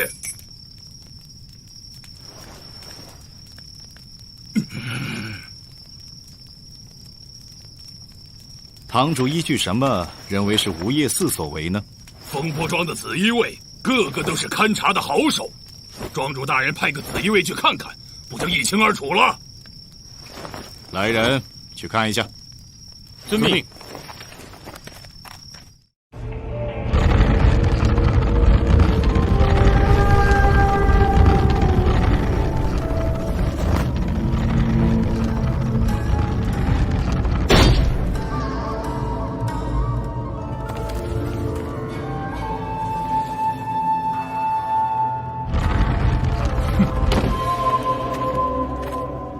禀庄主，此人致命伤在心口，伤痕长约1尺2寸，宽约半尺，其伤焦黑，淤血厚重，已达心脉，应该是掌力贯穿所致。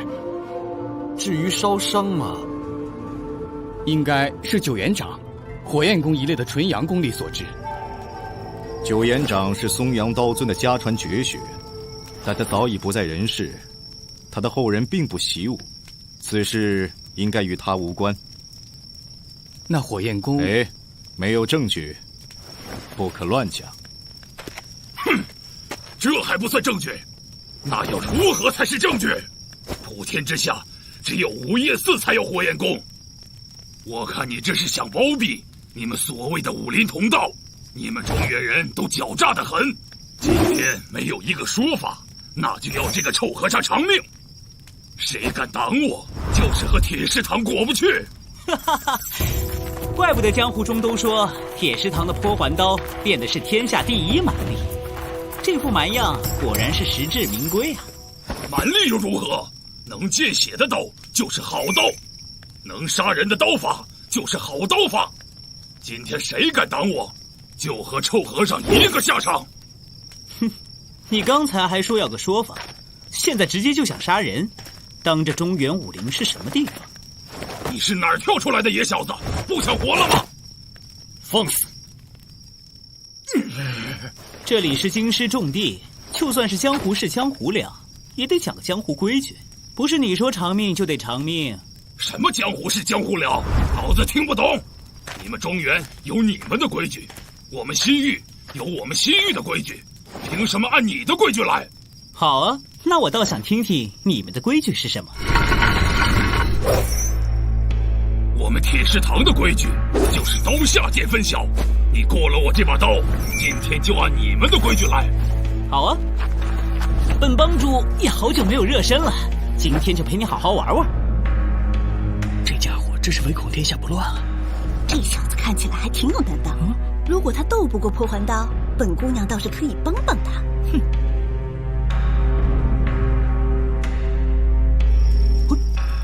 阿弥陀佛，施主代为解困，贫僧感激不尽。但这些都是因贫僧的干系而起，一切因果都应由贫僧自担，不敢劳烦施主。臭和尚，你自己担了最好，免得让这小子替你先死。刚才都说好了，既然是规矩，就得按规矩办。但是咱们说好了，输了可不许赖账。野小子，看来你现实管定了。既然听过铁石堂的名号，就该知道破环刀的威名。看你白白嫩嫩的，弱不禁风，一不留神伤了你，你可别哭哭啼啼的像个女人。还是担心你自己吧，小爷我剑下无眼，万一伤了你，你可别跪在地上求饶啊！本帮主最受不了别人行大礼了。好好好，不知道哪儿冒出来的狂妄小子，连铁石破环刀都不放在眼里，还真是想见识见识。阿弥陀佛。帮主要比武单挑，你该怎么办？帮主小心。谅你小子也不知道铁石堂刀法的厉害，我让你一招，你先出剑吧。开什么玩笑，本帮主身为精灵人士，就要尽尽地主之谊，还是你先出手吧，省得传出去说本帮主欺负外省人。既然如此，你可别后悔。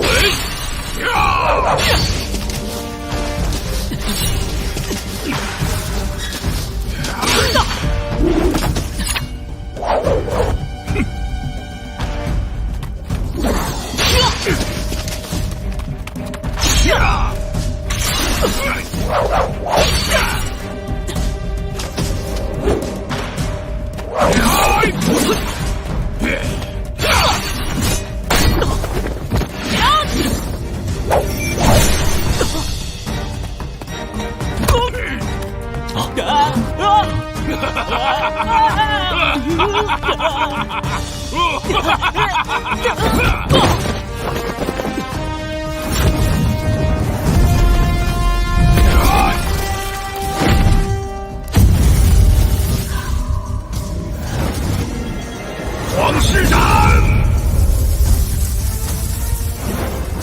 终于来了，是。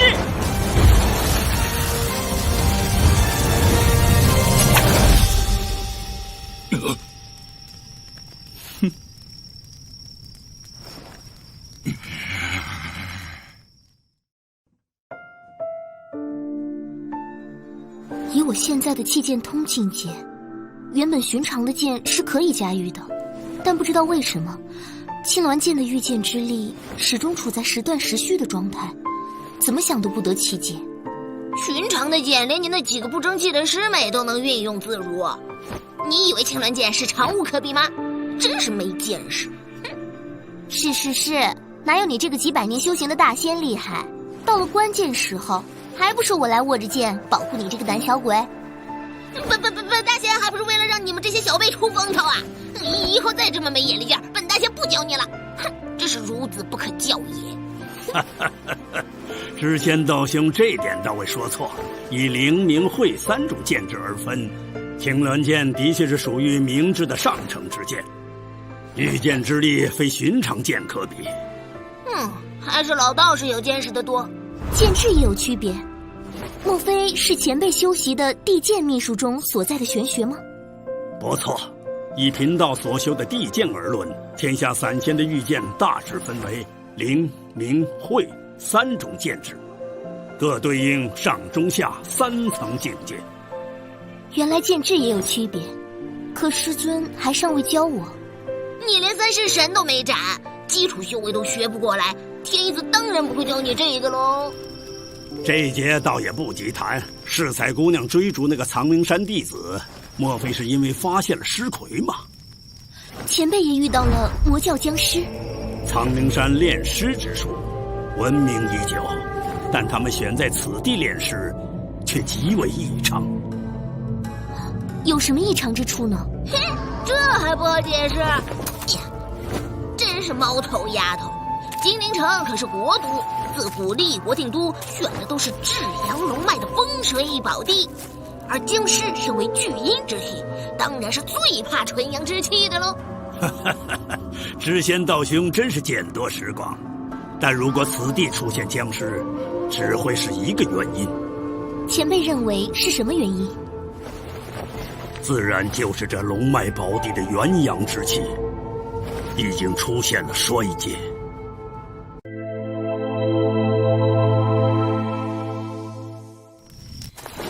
因为据老道所知，当年魔道祖师曾留下3部天魔经文，而其中1部魔经传说落入了藏明山的手中。本大仙还以为是什么惊世骇俗的大事，落到藏明山手中又能如何？他还能把自然天成的龙脉给倒过来不成？知仙道兄还真是一语中的。老道的一位道友是从魔道脱身出来的异派中人，曾在闲谈时提起这部魔经。据那位道友所言，这部魔经中载明了所有炼阴阳师的上乘法门，甚至还有将地脉阴阳逆转化为养尸地的秘术。藏明山的明鬼2圣本来就最擅长炼造百年尸魁，这2个魔头又得了这么强的魔经秘籍，若是将地脉的阴阳都能倒转过来，那岂不是要天下大乱了？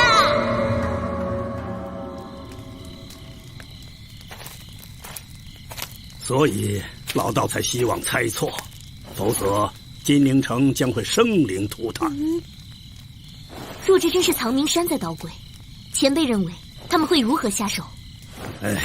若真是藏明山的做法，这种劫难就势必不会小。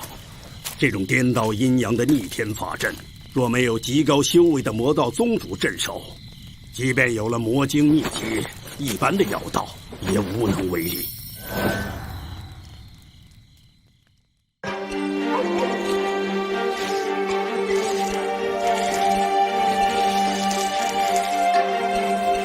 金陵之地的龙脉格局称为9星巨源，这里是金陵城，9星得贪狼、巨文、陆存、文曲、廉贞、武曲、破军为7星，以及左辅、右弼2星。此局正是对应天象之中的北斗9星。藏明山若想破解9星巨源，应会在武曲星位斗守，此星位又称为开阳，是此地的元阳关口。那么前辈可知道这个星位的具体位置？姑娘真不愧是玄门中人，勇气可嘉。你已经决定要涉入此事了吧？他哪有这个本事啊？死丫头，你别忘了你下山是来做什么的。玄门修真之人，降妖除魔，本来就是机修外功。既然遇到了，自然责无旁贷。机修外功？你怎么不说说你的内功？就你这3脚猫的本事，万一碰到藏明山的大魔头，到时候恐怕连逃都逃不掉。不用再说了，如果你这个胆小鬼蘑菇精不敢去，我就自己去。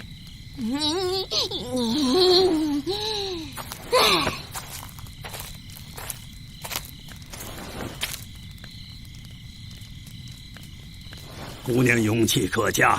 其实老道刚才起了个卦，看出此行姑娘并无凶险，更会有贵人相助。若真是魔道所为，也不用太过担心。都是你这个老道士，你告诉他这个做什么？再说你能有多大的道行？算得再准，还能比得过青玉坛星象子吗？你要是算得准，为什么算不出是不是藏名山搞的鬼？知仙道兄说的是，老道这点微末道行，哪敢和神通广大的青玉坛主相提并论？此卦只能算算眼前之人，涉及到魔道妖法，自然也就不准了。此行是否涉险，还要姑娘自己定夺呀。不用多说了，我去定了。还请前辈告知元阳关口的方位。姑娘来到金陵附近，就没有听说近期要举办一场武林盛事，叫做金陵论剑。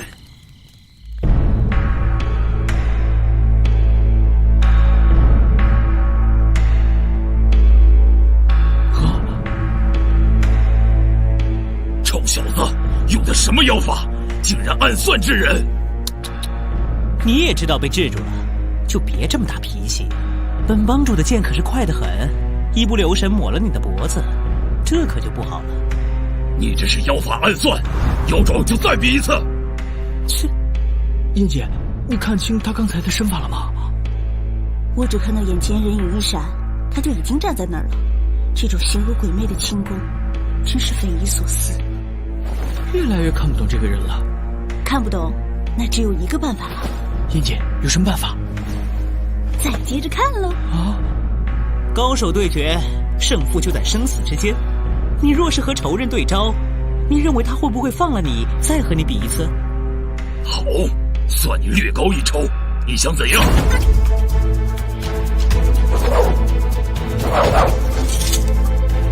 我不想怎样。刚才都已经说定，这是从长计议。你现在不可为难去野大师。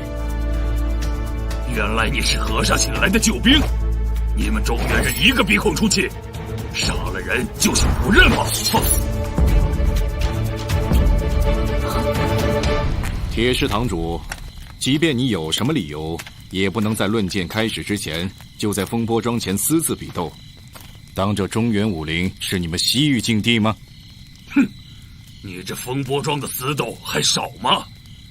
别以为我远在西域不知道，就这半年来，中原武林在风波庄前私自仇杀，已经死了有近100人了。好了好了，都别说了。哼，你的如意算盘，真以为本帮主看不出来吗？你想说什么？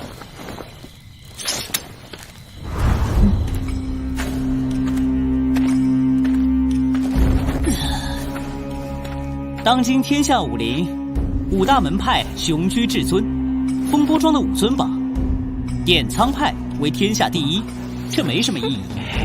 吴叶寺则排名第2，而你铁狮堂，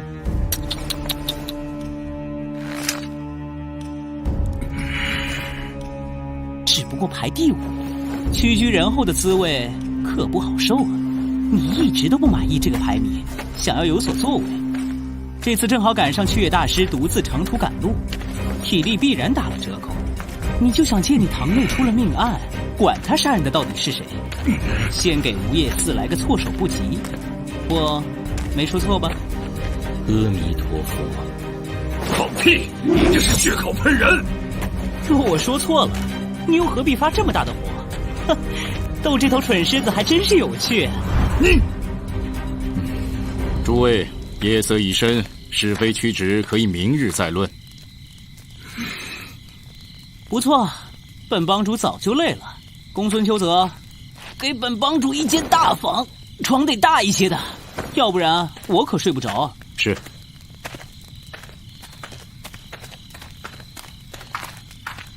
切，这人可真喜欢出风头。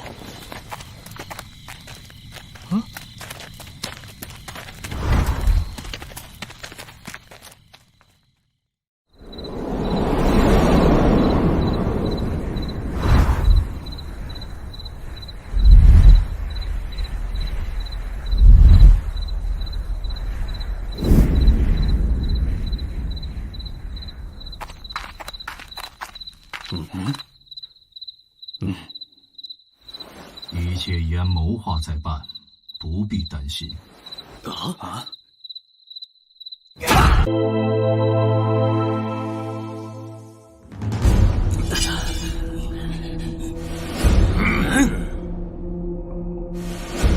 南无阿弥多婆耶。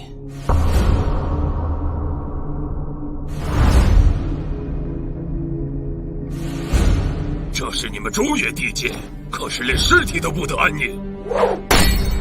今天就是在风波庄挖地3尺，也要把尸身给我找回来。铁石堂主稍安勿躁，你可以想想，本庄有什么理由会去偷盗贵派的尸体呢？阿弥陀佛，想不到贫僧的师弟只是为了先一步到达风波庄，却不幸中了暗算，如今连尸体也不见了。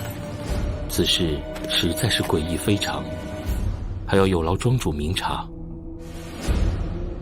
今次论剑，仅在重阳之后，江湖中就有近100人在风波庄附近厮斗，死伤无数，实在是世风日下。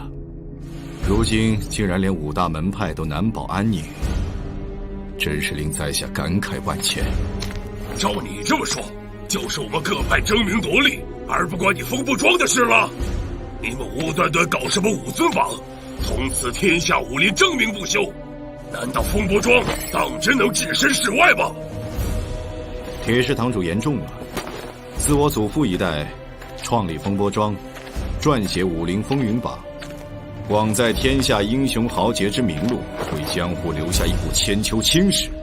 哼，这本是偌大的功德，但是他老人家又怎会想到，当今天下竟多是沽名钓誉之徒，青史留名却成为别人不择手段的借口。你这头蠢狮子，又想说不过就动手吗？又是你这臭小子，还想试试本堂主的刀法吗？本帮主才不会和手下败将一般见识。上次不过是你瞎蒙，你敢不敢再比一次？要比和我。也好也好，南宫你好久没有热身了，陪这头蠢狮子玩玩也好。是。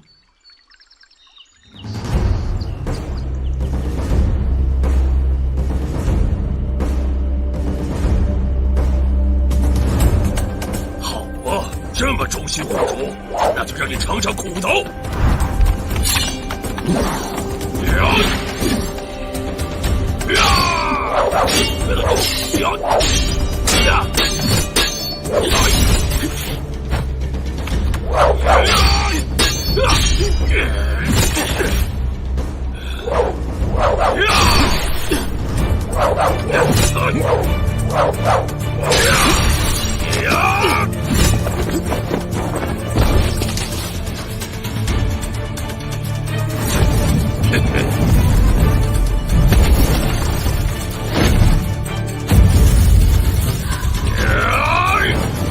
黄狮斩！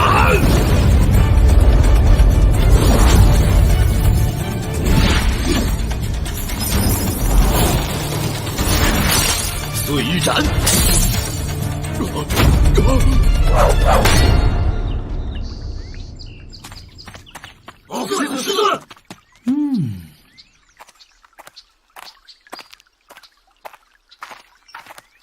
此人的刀法好强，用剑的方法真是前所未见。这剑离的方法当然奇特。难道燕姐见过这种刀法？你会觉得这刀法奇特，只因为……哦，这根本就不是刀法。不是刀法，那会是什么招式？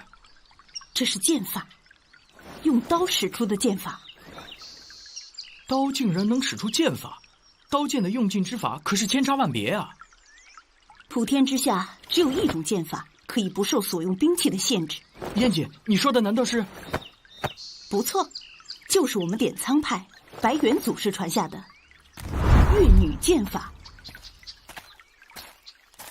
怎么样，蠢狮子，知道什么叫做天外有天，人外有人了吗？哼！等一下。怎么，你还想干嘛？本帮主只不过想告诉你，风波庄这点事包在本帮主身上，过不了几天，自然就能水落石出。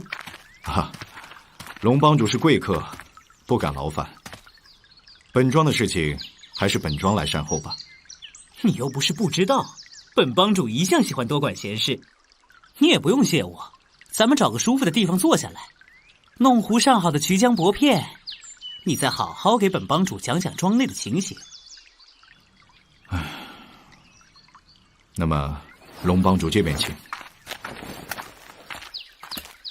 小子，我等着看你怎么弄出个水落石出。好啊，蠢狮子，你等着瞧。咱们跟上去听听。哦。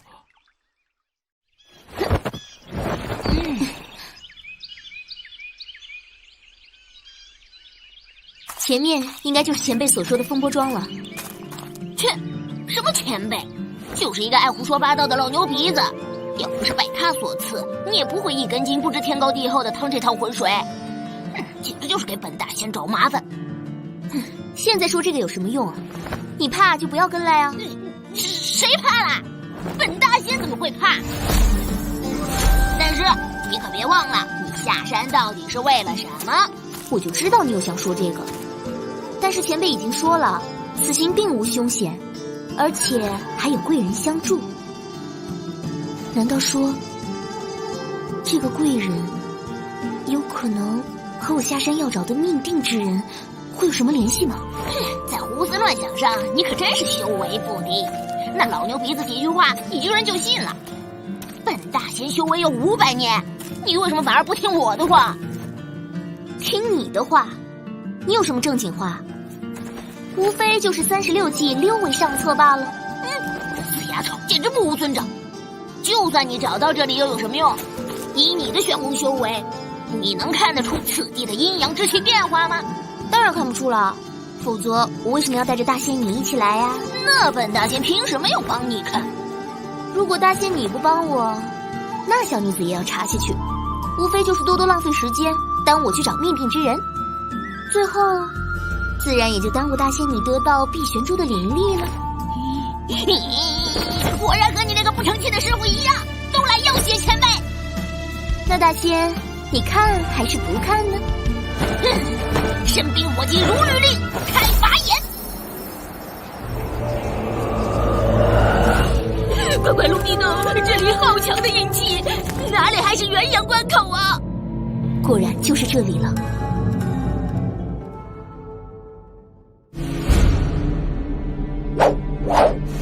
看剑！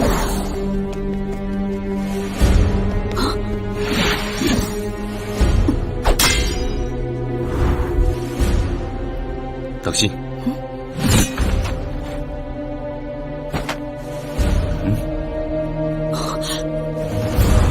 你到底是谁？为什么帮我？站住！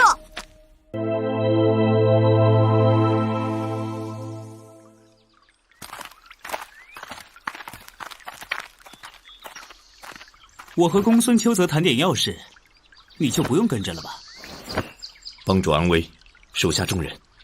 怎么？你还怕他吃了我呀？手下不敢。没想到几个字蹦着说，还是这么烦人。退下吧，退下吧。遵命。龙帮主这边请。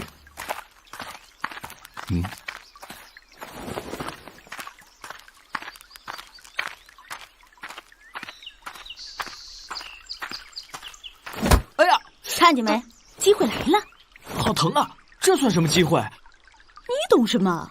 我只要偷偷的跟着他，找个机会试试他的身手，自然就能看出端倪。燕姐，你想和他试招啊？这有什么？他那种不正宗的三脚猫剑法，难道还能比我厉害不成？可是……别那么多可是了，你先回去。我可不想让他走远了。燕姐，那我陪你一起去吧。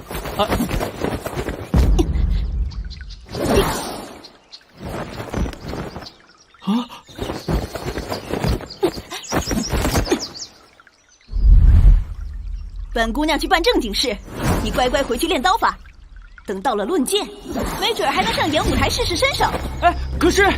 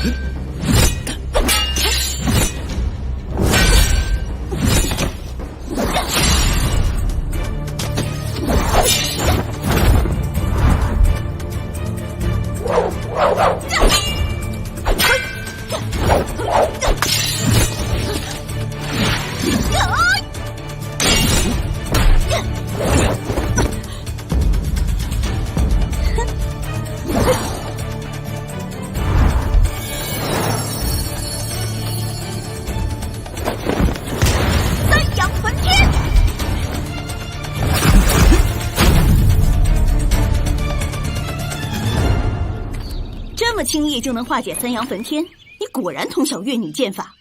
说，你到底是什么人？你认错了。点苍派的本门武功，本姑娘怎么会认错？你到底是谁？金龙帮帮主侍卫。我管你是什么金龙帮还是金鱼帮，本姑娘问你，点苍派剑法，你到底是在哪儿学的？哼哼，你是点苍派的？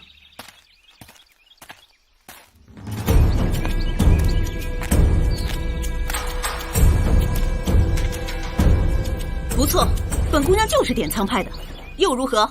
很好，很好。常山宗燕焕，领教点苍剑法。哈？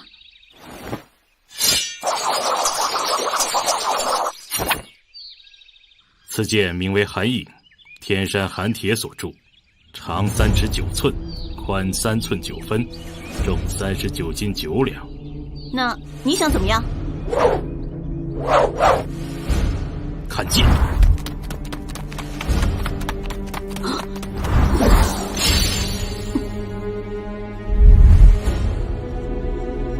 当心！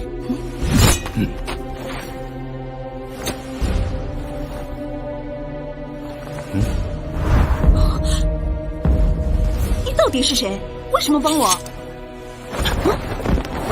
站住！你给本姑娘回来！话还没说完呢。想不到堂堂的点苍派居然需要他人出手相助，这是见面不如闻名。你敢再说一遍吗？有何不敢？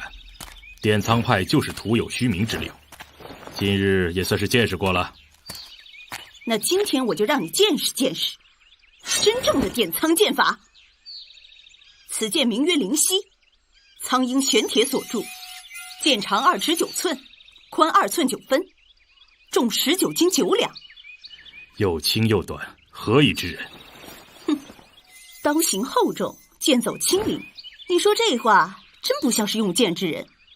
常山剑宗举重若轻，原来你没听过。常山剑宗创派自西晋剑尊樊无虚，其臂力过人，善化重剑着力为缥缈灵动，创有寒阳剑法和着剑经。派中高手以所用剑之之厚重而闻名。果然知道不少。所谓剑绝天下渺，广闻八方道，看起来还是后面一句有道理的多。有没有道理，一会儿你就知道。可惜就你这把剑，和你师尊师祖比起来，轻太多了，简直和普通剑没什么区别。哼，看来剑法也差得远呢。轻重自是分阴阳，两仪交泰万进生，力在意中，不在形表。你一个毛丫头懂什么？当年若不是我常山宗没有来参与论剑，你以为天下第一会是点苍派的？是不是第一？剑下可分晓，还啰嗦什么？来得好！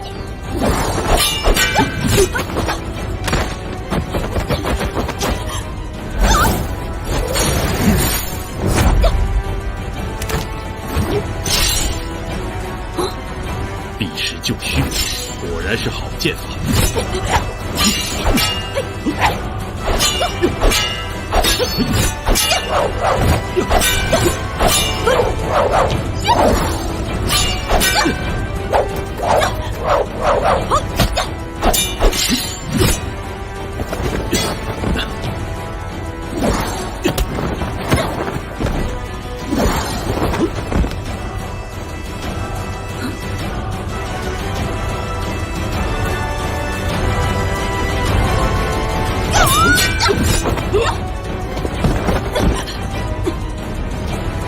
越女剑法果然了得。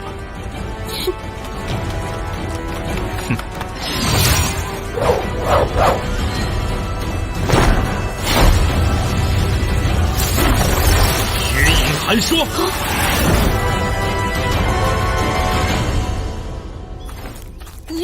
这里阴气太重了，这些家伙咱们惹不起啊！依本大仙所见，不如还是别过去了。大仙，你要是怕，就留在这里好了。小女子可是要去勘察了。你说我怕就怕呗。牛鼻子师徒俩都是一根筋，本大仙可不想陪你去送死。唉，之前听师尊说，碧玄珠经过这几百年的祭炼，灵力又增长了10倍有余。听说得了这灵力，能省去200年的修为玄功呢。什么10倍有余？哎呀，差点又伤了你这死丫头的当。哼，就是100倍。大仙你也看不上是吧？哼，总之你们师徒俩就是吃定本大仙了是吧？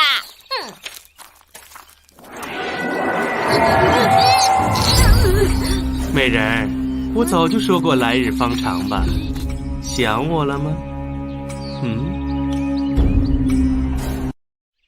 美人儿，我早就说过来日方长吧，想我了吗？是那个魔道妖人，还是知仙记性好，修了几百年，精华充盈，果然是世间难得一见的滋补上品呢。你想怎么样啊？不想。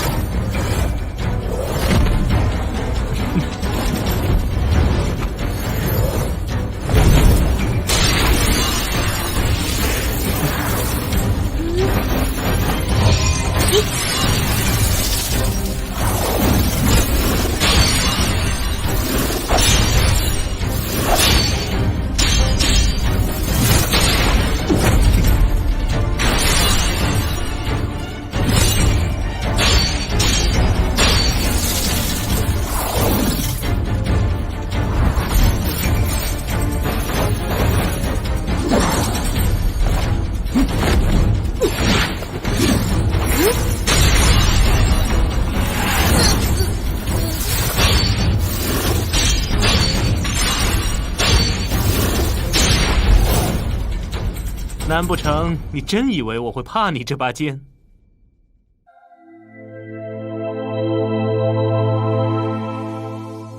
难不成你真以为我会怕你这把剑？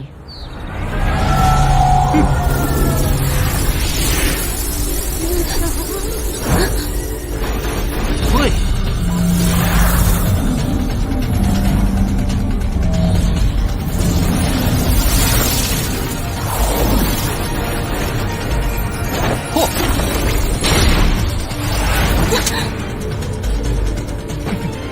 收。其实美人这把剑我认得。这次用3倍的藤条缠住他，咱们可要溜得快点啊！或说滋补上品，你就别白费法力了。小爷的九幽阴火烧藤条快得很，有多少烧多少。你怎么知道的？这把青鸾剑是青城派天一子老儿的镇派之剑，玄冰榜排名第79位的玄门名剑，曾斩魔道33人，战绩非凡。我说的没错吧？既然你知道这把剑的厉害，就老实点，别想动歪心思。美人真是处乱不惊，而且不过气剑通的境界，就能成功驾驭这把青鸾剑了。不愧是修真奇才，要是让师尊看到，不知会爱惜成什么样。鬼圣爷来了！芝麻大的小事，还不足劳烦师尊他老人家。你们魔道到底在这里搞什么鬼？有时候我真是佩服你们玄门中人，自身安危都保不住了，居然还在担心别人。难道你就不想知道，你这把明剑制的剑为什么会敌不过这把慧剑制的剑吗？什么？你的剑只是慧剑制？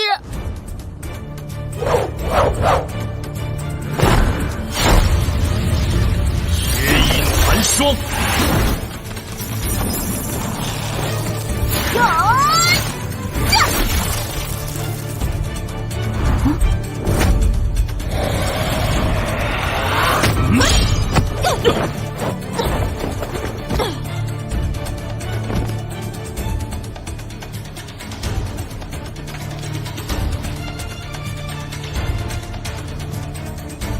看刀！麻烦。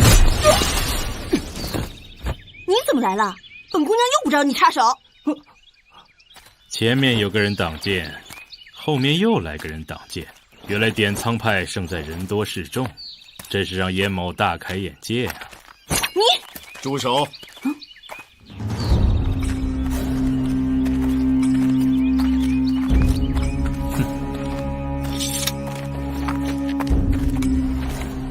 原来是常山宗主到了，必庄有失远迎，还请燕宗主恕罪啊！哼，公孙庄主，你还真是有失远迎。10年之前，燕某的掌门师伯旧疾发作，不能前来论剑，而我师尊已经亡故，便委派已经嫁入无剑山庄的师叔上官紫云前来赴会，却没想到竟被拒之门外。你这远迎整整迟了10年啊！燕宗主错怪本庄了。本庄自从主持论剑之时，便定下规矩，通告武林：凡参与论剑者，皆须一派掌门或为派中同辈的名宿。令师叔上官紫云当时已经嫁于他派，宗姓已改，不能再算作是常山宗之人，所以本庄实在是无能为力呀。就是因为你这狗屁不通的规矩，令我掌门师伯郁郁而终，而师叔也自认受了奇耻大辱，从此不再回归本门。你以为一句无能为力就能搪塞过去吗？燕宗主言重了。虽然常山宗没有参与论剑，但本庄一向秉公实论。我风波中的武尊榜中，考察常山剑宗实力，可排第3，尚在波魔宫和铁石堂之上，我又何必搪塞？哼，第3，区第3就能把天下第1的典仓派打得无力还手，还要别人来援助？刚才胜负未分，本姑娘还没出全力，我们继续。哼，燕宗主，论剑之未到，若常山宗终将改写武尊榜排名，也无需急在一时。常山至此舟车劳顿，何不先到客房歇息？来日论剑台上再一展神迹便是了。燕宗主这边请。等等，等到了论剑台，本姑娘就让你知道什么是天下第1。好，我已经等了10年，不在乎多等几天。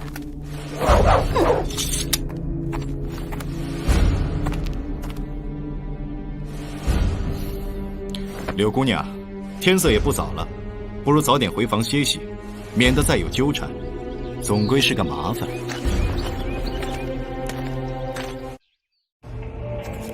玄门魔道的御剑，无非是灵、明、慧3种剑制。若是明制之剑，玄力自然比慧制之剑要强得多，所以我本来是敌不过你的青鸾剑的。你到底想说什么？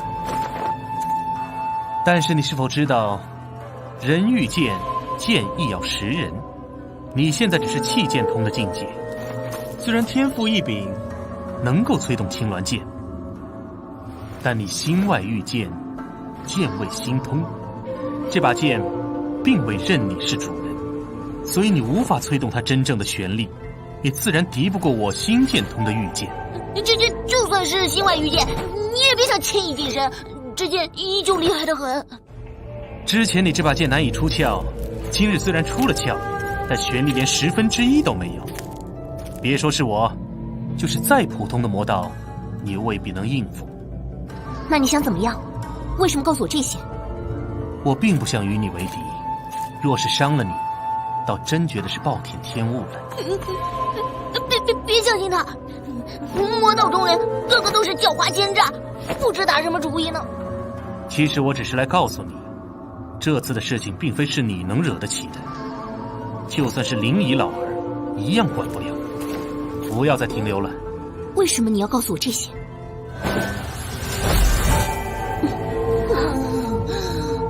神仙妹妹，真的是你！神仙妹妹，真的是你！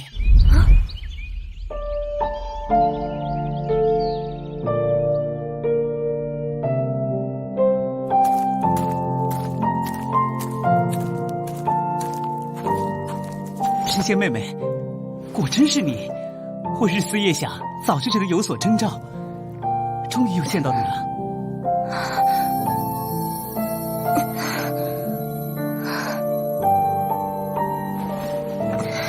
神仙妹妹，你没事吧？为什么总是见到你头晕？你们神仙不都是百病不生、百毒不侵的吗？哎，你，退后，再退2步。哦。哼，什么叫日思夜想？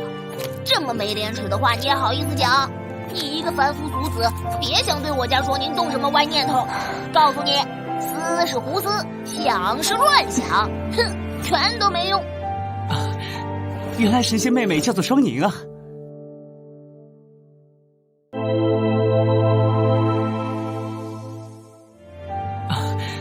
原来神仙妹妹叫做双宁啊！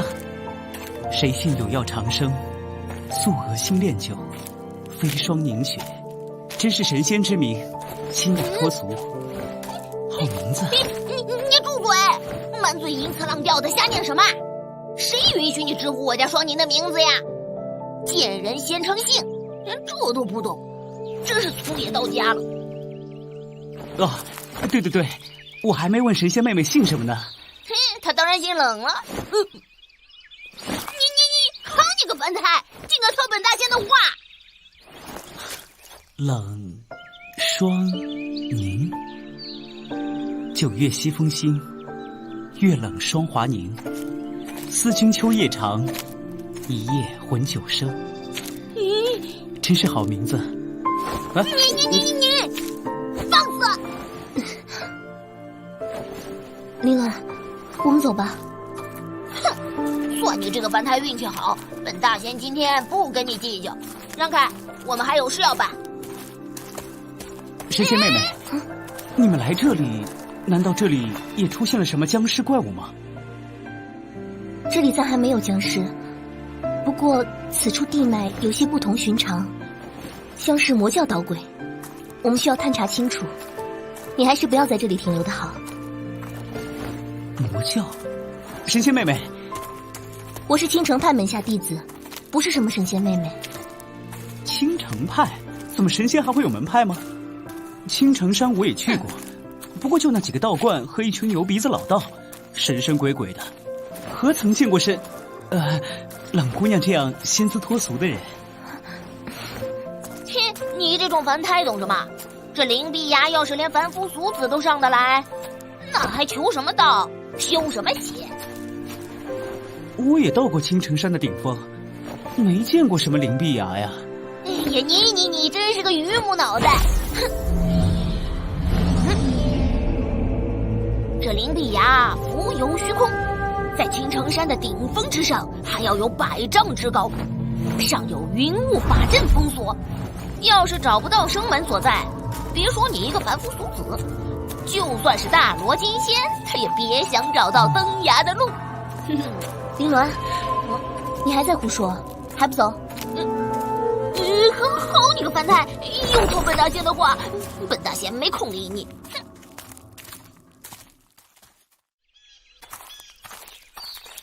冷姑娘，如果你要在此地大肆巡查，势必会惊动其他普通人，而且他……等等，本大仙怎么了？难道见不得人吗？应该会被当作妖怪抓起来吧？本大仙会法术，哪个凡人敢靠近，就要他好看。哈哈，这么高调啊！到时候骚乱四起，那冷姑娘还怎么查呀？凡人的骚乱有什么可怕的？那如果招来你们所说的魔教怎么办？那你说怎么办？这里是本帮主的地盘，当然是跟着本帮主，自有办法。这樊太从一开始就没打好主意，不能信他。好，那我们走。死丫头，你见一个信一个，唯独不信本大仙。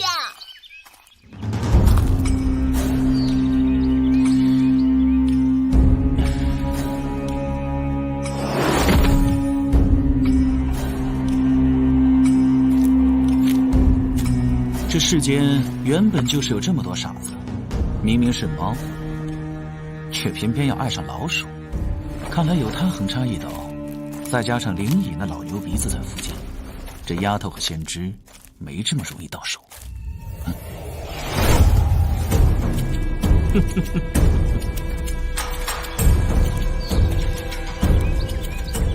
你就这么诋毁你师兄？难怪他平日就看不上你。呸！他也配当我师兄？眼下不过是卧薪尝胆而已。老鬼平日那么倚重他，绝对想不到他居然会看上一个玄门的黄毛丫头。如果这丫头和你原来那女人一样，恐怕他连肠子都要悔青了。你居然还记得我和你说的？哼，当然，一个女人能给你带来这么大伤痛，我当然要学乖一点，总不能去步你的后尘。哼，你倒是个聪明人。一个人想要一时为恶，容易得很；如果要一直为恶，那就和一生为善一样困难。而你，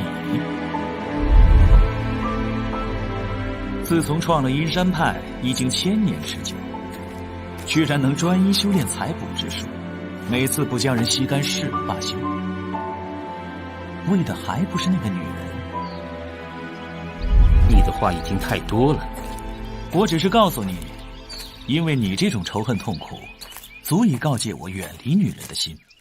在我眼里，她们都是猎物而已，我是不会像你和她一样对猎物动心。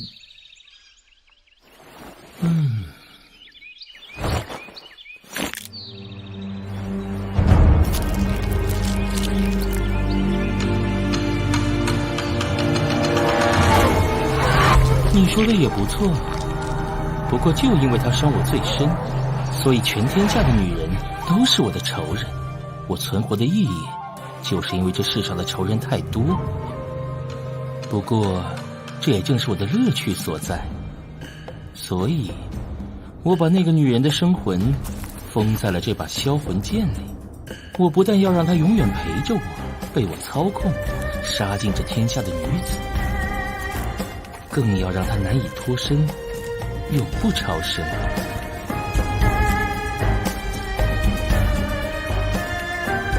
所以，你最好也记得你我的约定。先知和这丫头我不稀罕，你自己爱怎么变怎么。我已经传了你采补之法姹女心经，你也该帮我得到我想要的。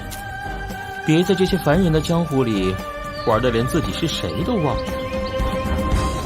哼，眼下这桩事是我多年夙愿，但这并不妨碍你那件事。我想这用不着你担心吧。如此最好，我等你下一步消息。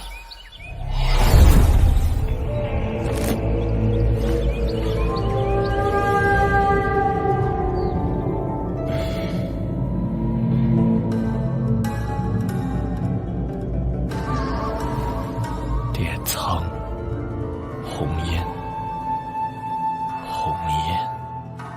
不知道姓王那小子查出点什么没有？眼看论剑都要开始了，尸体没找回来，和尚和那个蠢狮子肯定没心情，连累本姑娘都不能安心打擂了。那个人总是喜欢出风头，但真要把案子放在他一个人身上，哼，我看未必能有好结果。那照你的意思，我们也可以自己暗中去查查看。这，我刚才的意思不是。你哪那么多意思？天天这么耗着多无聊。都说了，大事听渊接的。你呀，就是刀法没练够。江湖中人做事就是要率性而为，干净利落。看看你哪像个习武的，文文弱弱的，倒像是个死读书的呆子。哪有啊？我听说论剑台那边来了个硬手，我们伤了好几个兄弟，怪不得叫咱们赶快过去。我们还是快点过去吧，去晚了怕是兄弟们要吃亏了。有热闹看了。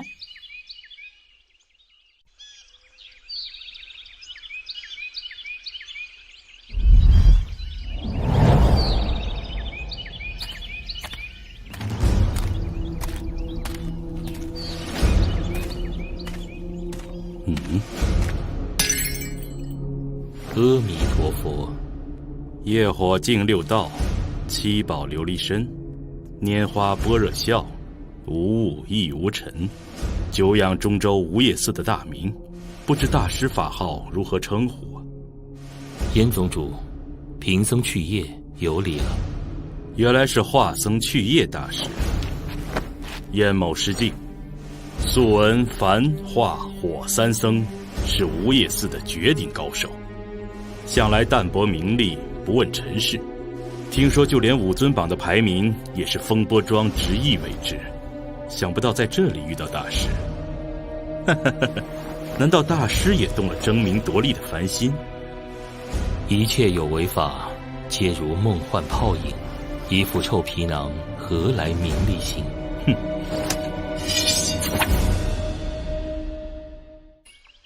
那么大师是来专程点化燕某的？可惜燕某一介粗人，不懂什么佛法。燕某只知道，你们出家人若真是四大皆空，武林中就不该有什么道士和尚。阿弥陀佛。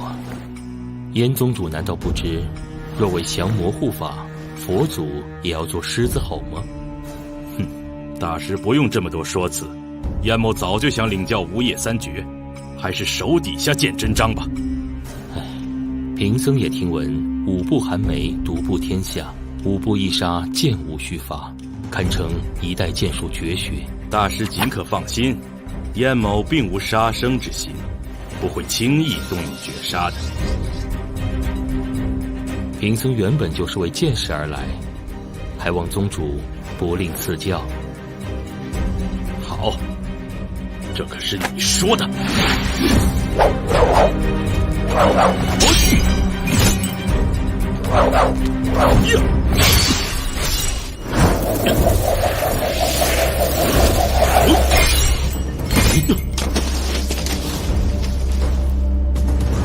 好个和尚，力气倒不小。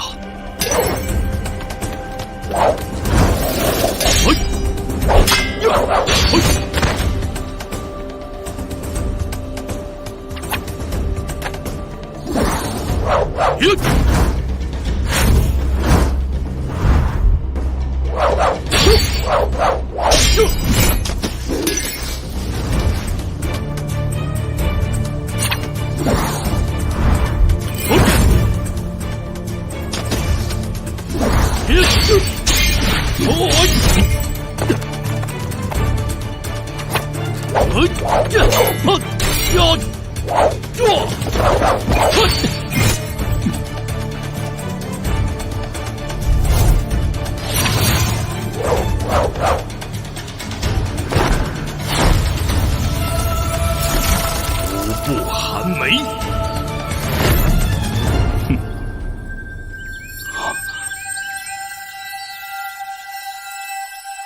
这难道就是刀枪不入的琉璃身？唉。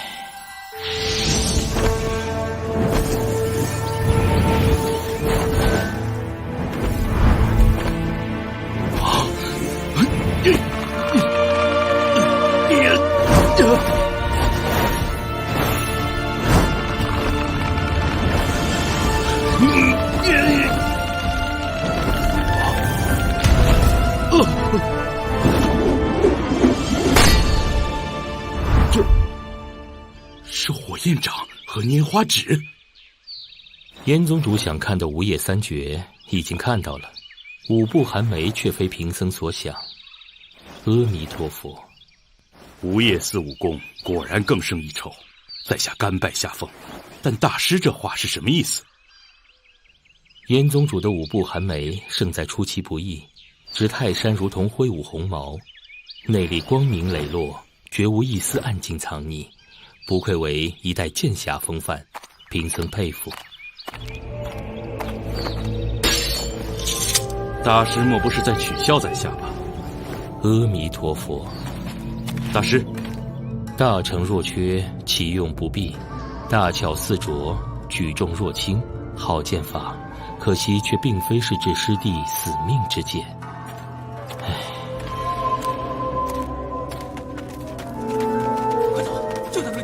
剩了好几个人了，听说这高手不是五大门派的人，这个是哪儿冒出来？快点，快点，快点！最近风波庄真是不太灵，全是来死斗的，现在都已经明目张胆了。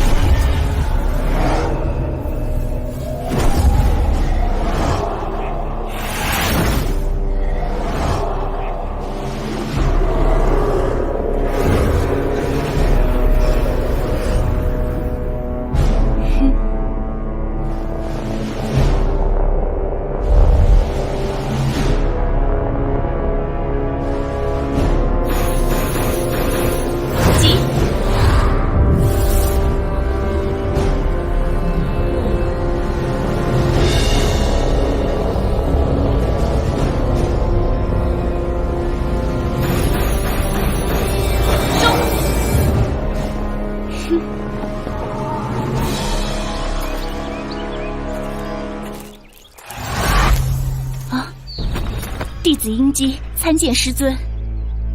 你出山已经有数日了，本座还以为你玩野了性子，这么久都不报回信。弟子不敢，弟子刚刚已经探查完毕。说，这里就是龙脉九星聚源之地，在元阳关口之处已经看到藏明山布下法阵的痕迹，只是不知他们用了什么方法，竟然将纯阳地脉的阳气一点点泄了出去。哼，鬼煞吞元阵，2个老鬼果然得了人部秘籍。师尊明鉴。那下一步，跟了本座这么久，还是如此愚笨。先静观其变，给本座搞清楚老鬼布下法阵想做什么。师尊英明，弟子谨遵法旨。罗刹圣教，兴我魔尊，千秋万代，一统魔道。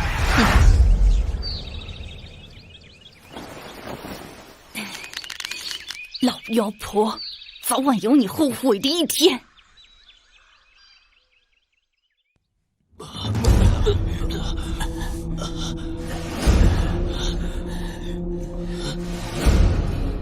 就凭你们几个杂鱼，还想挡住本公子？去把5大门派的人叫出来。你这个人好不讲道理，论剑10日未到，不可私斗，这是风波庄历来的规矩。我们好言相劝，让你暂且入住别院，等待几天。你怎么能出手伤人？哼，这也算出手伤人？若本公子出真力，你们早就是死人了。本公子不管你们风波庄什么规矩，本公子在的时候就是及时，再不去通传，别怪本公子手下无情。是哪个不知死的在这里叫嚣？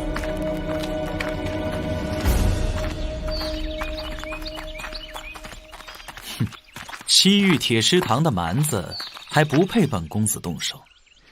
不过既然别人都没到，就先拿你解解闷儿好了。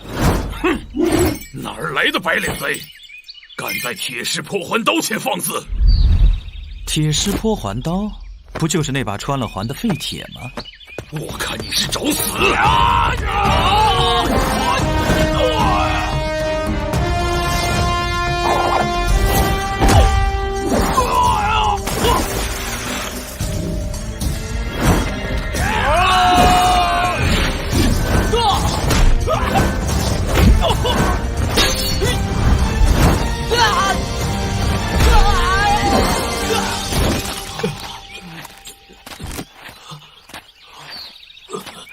你到底是什么人？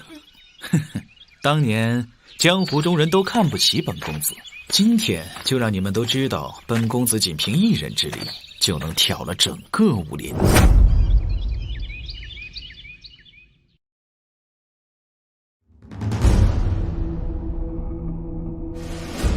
你是什么人？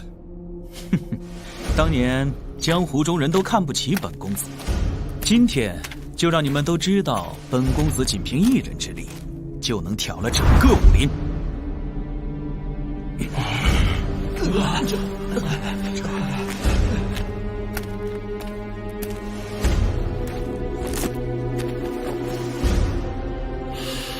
这个江湖，我又回来了。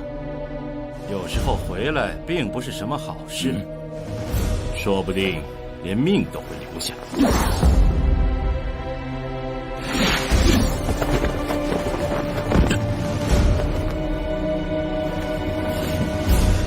阿弥陀佛！眼看快出乱子了，还不去报告庄主？阿弥陀佛！眼看快出乱子了，还不去报告庄主？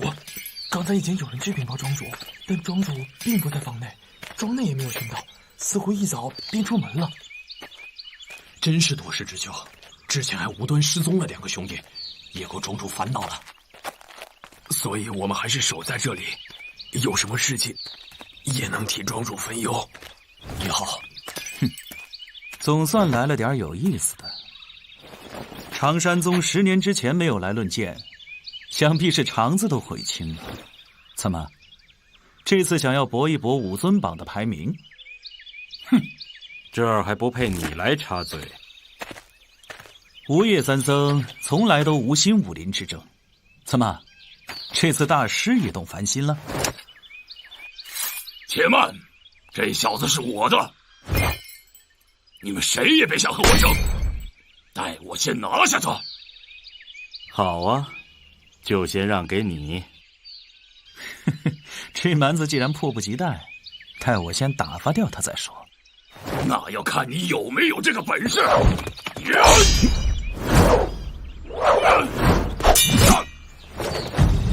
对付你，我连缩地都用不着。缩地？我的刀比你的脖子快，你就是想缩到石头缝里，这头也得先留下再说。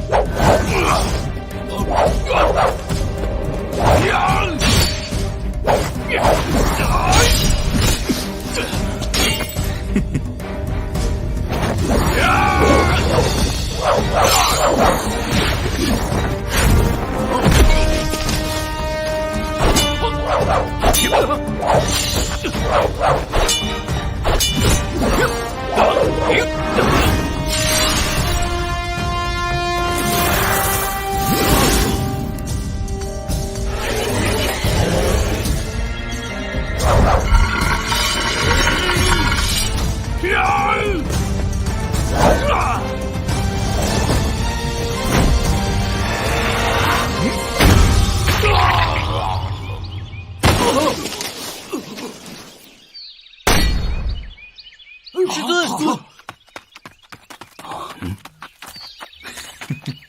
可惜啊，可惜，本公子连那招狂狮斩都没看到。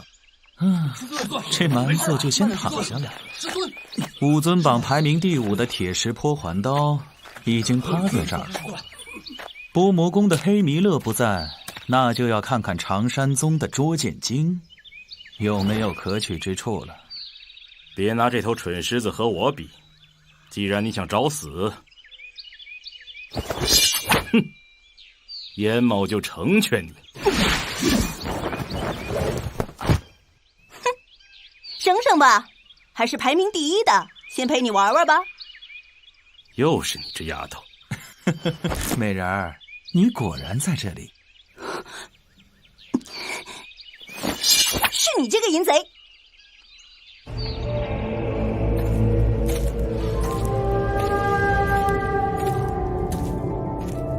出来吧，我知道你到了。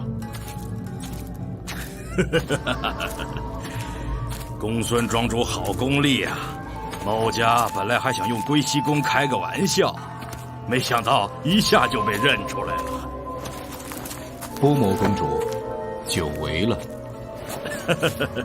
某家还真是佩服庄主的镇定，风波庄有人来捣乱，庄主你该不会不知道吧？这种乱子越多越好，反而只会对王爷的大事有利。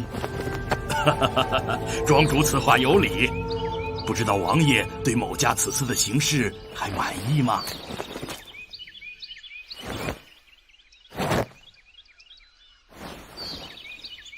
？1月之后，有笔官银发往湘西，持此令牌，你可以便宜行事。公孙庄主小看某家了，某家要的可不止这个。你现在不过除掉了几个泄密之人罢了。要想得到王爷的青睐，公主还需多立功劳，替王爷质押江湖各派才是。某家必定以王爷和公孙庄主马首是瞻，但不知某家提议之事，庄主是否已经转达王爷？王爷欲安天下，自然对三教礼敬有加，就连身边的道衍大师也是佛门之人。公主若想有所作为，何必急在一时？唐太宗有僧兵护驾，某家也不过是想把波摩宫并入朝廷辖制，能更好的为王爷出力便是了。公主果然是忠心耿耿，在下自会传达给王爷。公主就请放心吧。既然如此，某家便先谢过公孙庄主了。此时言谢为时过早，公主如果没有其他事，本庄就不奉陪了。公孙庄主这是急着回去处理乱子吗？本庄主倒是希望能再乱一些，此时又何必回去？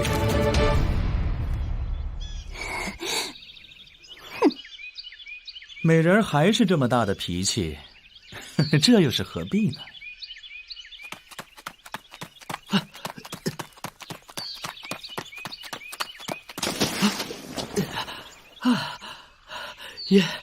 燕姐，你跑得也太快了啊！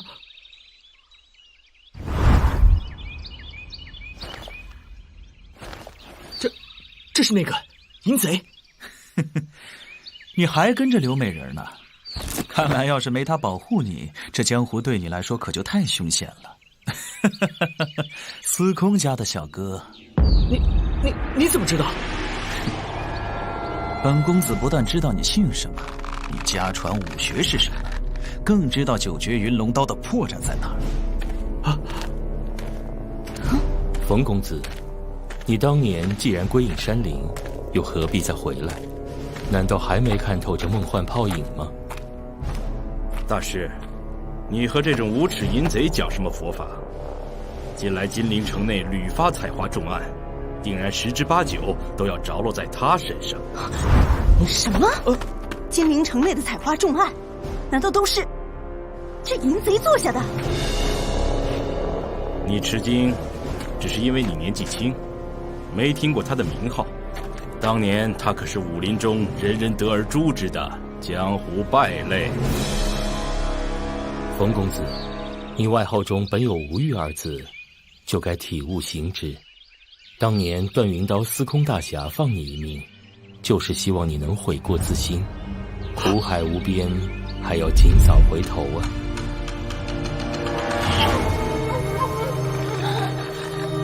他放我一命。你说那狗贼放我一命？不错，当年他毁我武功，让我成为废人，苟延残喘，生不如死。这就是你说的放我一命。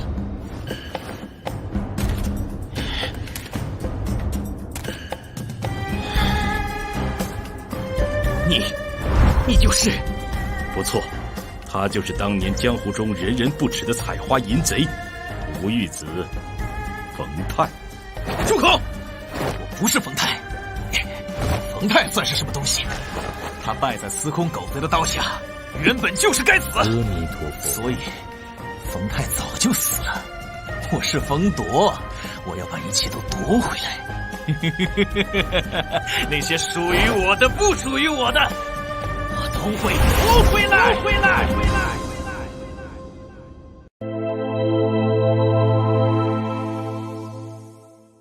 哼，报仇，就凭你吗？那天我并未点破，就是留你一命，等你练好了刀再来找我，省得动手时太没意思。当然不会只有他，有本姑娘在，今天你这淫贼就别想活着离开。燕姐，你让开。小卓，那你小心点儿，我就在你身边。仇恨，不错，就是这种表情。当年在你爹面前，我也是这个表情。住口！来呀，杀我呀！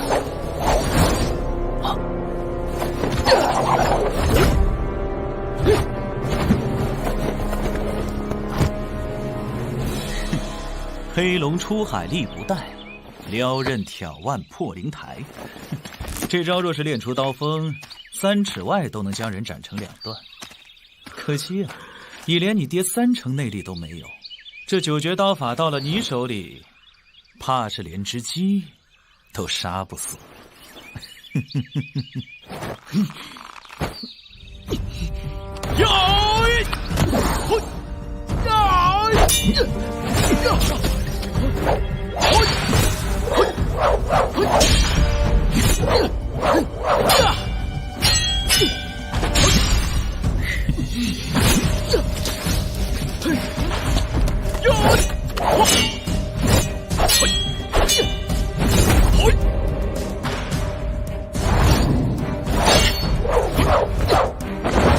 快点儿，再快点！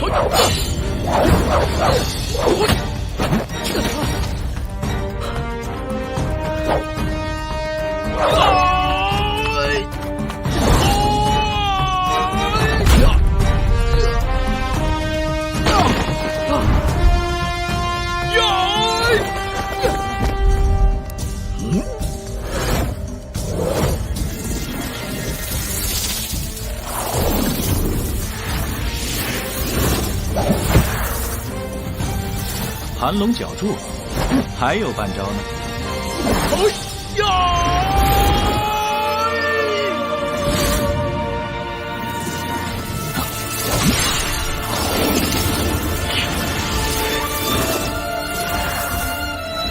盘龙绞柱风雷动，劈斩连环化游龙，可惜了。什么游龙？分明是条软脚蛇，真让人失望。9绝云龙刀，我要江湖上再没这个名号。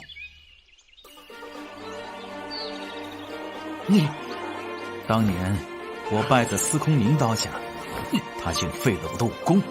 那时我就发誓，早晚有一天，我所受的屈辱、受的伤害，要让他百倍偿还。哼，皇天不负有心人。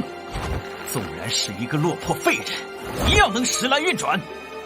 如今我早就不是那个冯太，所以我重返江湖，第一个杀的就是司空明这贼子，第二个就应该是他儿子。我要让你父债子偿。我爹当年饶你性命，想不到却是放虎归山。你真是畜生不如！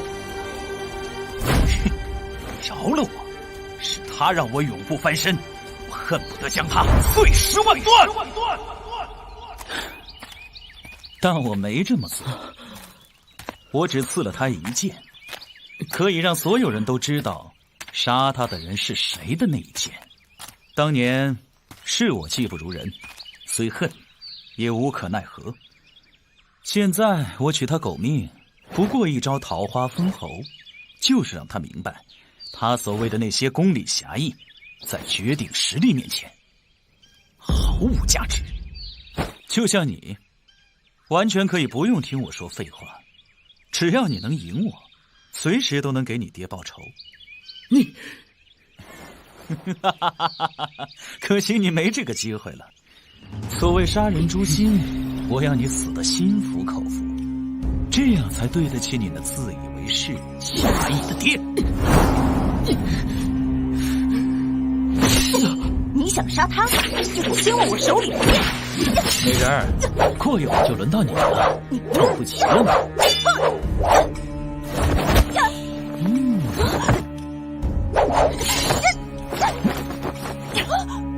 要说美人儿这么上品的三阴子，我还真是下不了手。可是，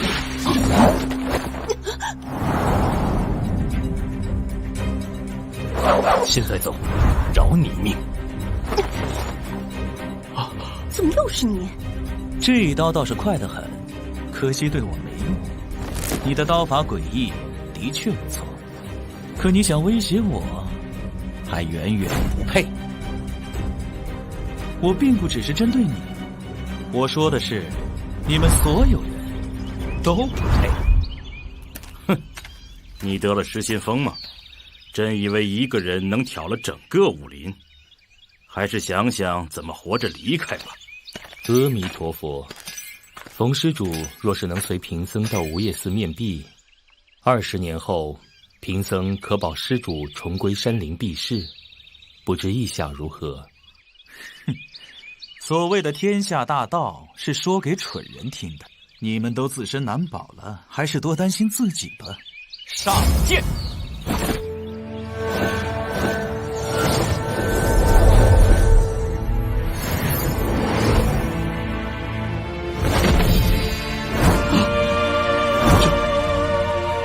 我已修成剑仙，这武林中再没有人是我的对手。你们这些凡夫俗子，还不跪下参拜真仙？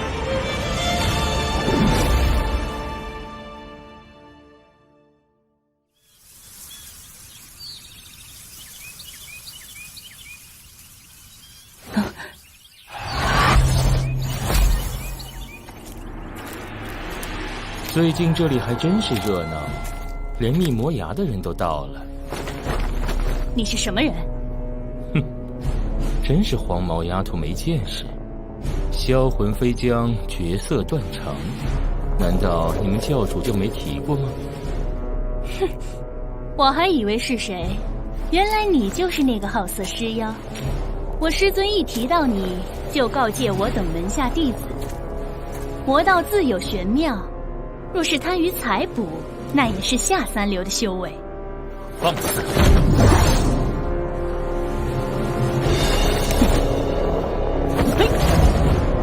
自不量力，起！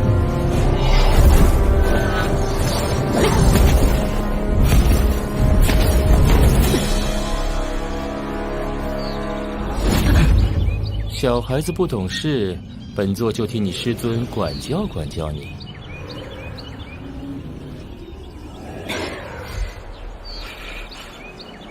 哼哼。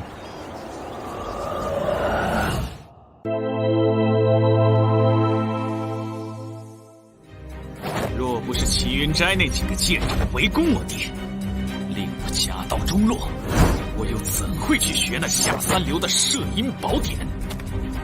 阿弥陀佛，想不到30年前掀起血雨腥风的天罗门左护法，竟然就是令尊。阁下既已修道成仙，红尘俗事便早该弃如敝履，又何必着相？你们不是对手，快走！快走！原来剑仙就是你这副德行，这仙不修也罢，想不到天罗门还有余孽，真是老鼠生老鼠，败类产败类。放肆！在本仙面前还敢嘴硬，煞不见！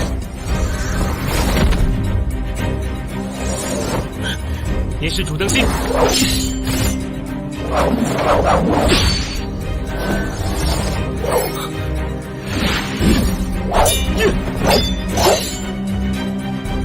还有我！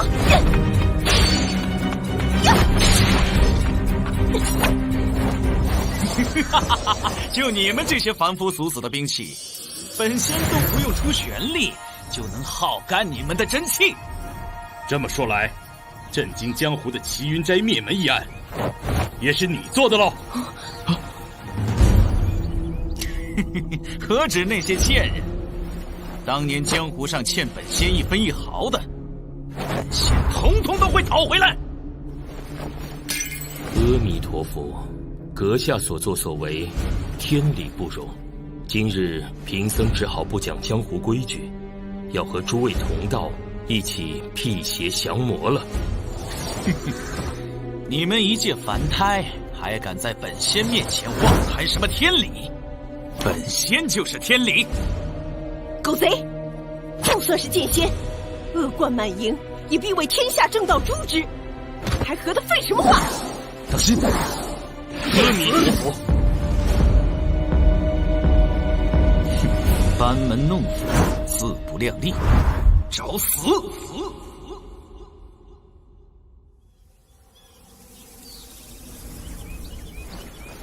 小孩子不懂事，本座就替你师尊管教管教你。你敢动我，就是与罗刹教为敌，我师尊定然会铲平你阴山派。还在犟嘴？你以为本座会把罗刹教放在眼里吗？哼！哟，是什么风把阴山派和罗刹教都吹来了？又不是100年一度的森罗魔宴，两位倒是兴致高得很呢。我还当是谁？原来是钟道友，久违了。阴山山主驾临，也为部下血魂探路，是以在下并未察觉，有失远迎了。这附近本座熟悉的很，何必放出血魂招摇？倒是钟道友这话奇怪了，莫非这人间的帝王城已经归了藏明山了吗？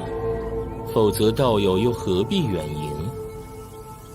山主这话虽不尽然，但我藏明山的确与此地有事在办，两位就不远送了。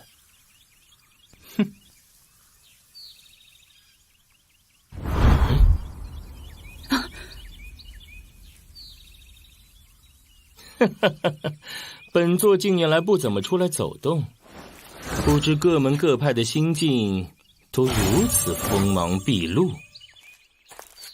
莫非你们的师尊都等不及100年魔宴，想要早点出头吗？师尊如何去想，我这个做弟子的可不敢妄加揣测，只是师命交代了下来，在下恪尽职守而已。两位还是请吧。天大的笑话！若是如此，今后本座在哪里见到藏明山弟子，岂不是都要绕道走了？莫非你以为本座真会怕一个藏明山的3代弟子吗？你不怕他，难道也不怕我吗？恭迎师尊。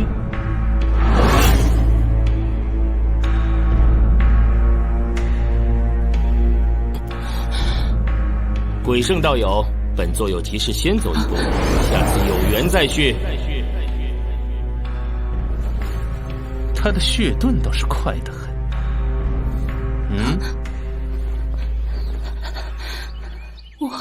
我，哎，回去报给你师尊，就说本座对他想念得很。师尊，这如此大的动作，难免会惊动他们，还是速速行事，以免日久生变。谨遵法旨。但师弟他多年夙愿，为师也不好过分阻挠，你多从旁探查，别叫他太过分就是了。是，师尊。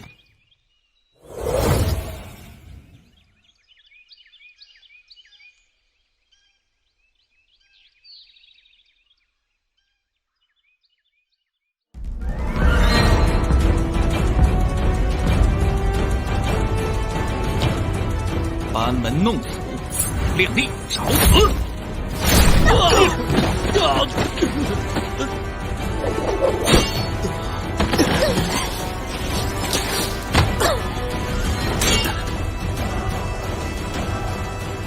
燕姐，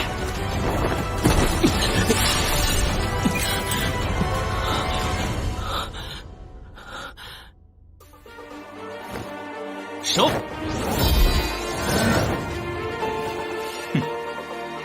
叶姐，你没事吧？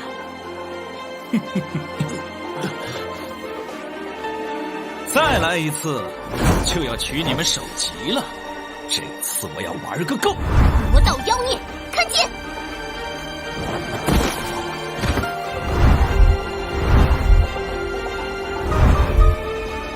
鸾凤来仪，发枪！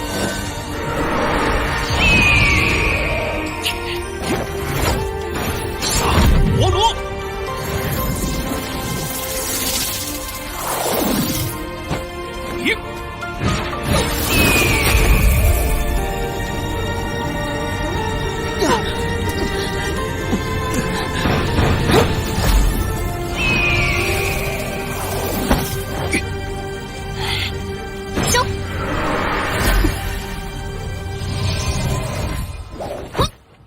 黄毛丫头，这妖道的剑看来敌不过青鸾剑，快点教训他，让他之前胆敢偷袭本大仙，现在就叫你知道厉害！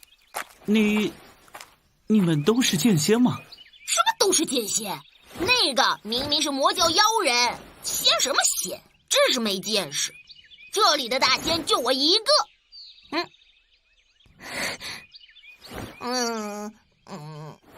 勉强还可以算他一个。玄门贼丫头，敢坏本仙好事！本来还想晚点收拾你，没想到你送上门来了。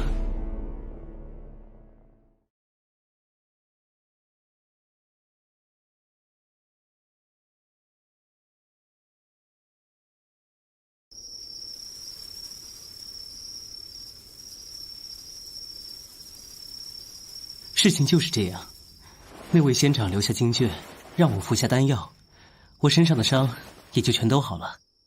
原来这样，皇上遇到了异人。笑如姑娘，不要再叫我皇上了。你我以后兄妹相称，你叫我大哥，我叫你妹子，如何？你愿意认我这个大哥吗？笑如，你还是记恨我，不愿认我这个大哥吗？大哥，我还真怕你不认我呢。太好了，皇家规矩多，我那些兄弟姐妹1年也难得一续。如今有了你这么能干又乖巧的妹子在我身边，还真是我的福气呢。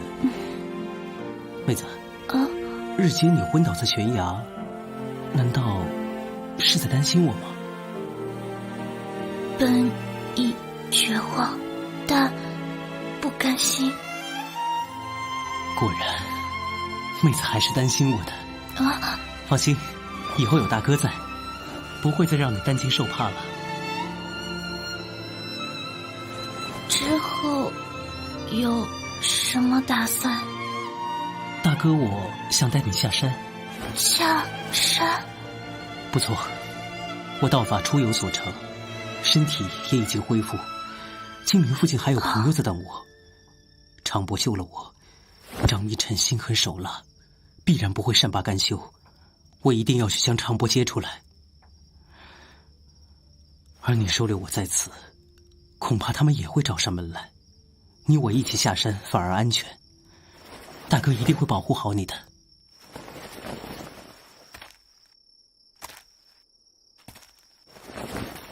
小茹啊，大哥知道你舍不得这里，将来待我平定大业，再带你回来。你喜欢住多久就住多久。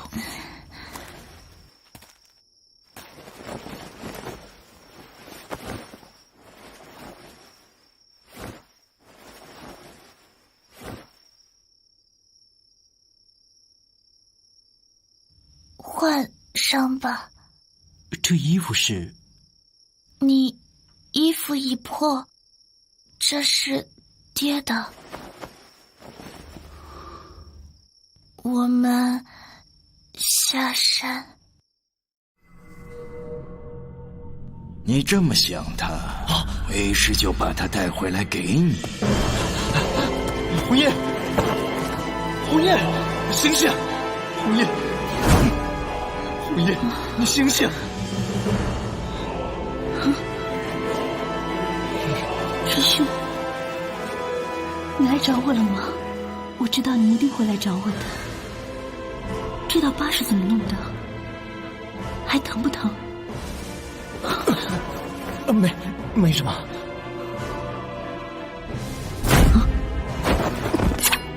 妖怪，是你把我带到这个鬼地方的，是不是？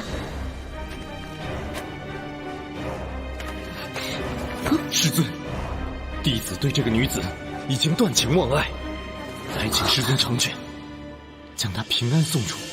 弟子，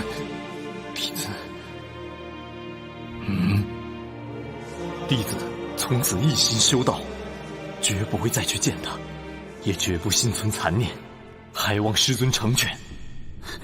你受了这妖怪什么迷惑？竟然为了修什么妖道，说出这么绝情的话来！你忘了小时候答应我的事吗？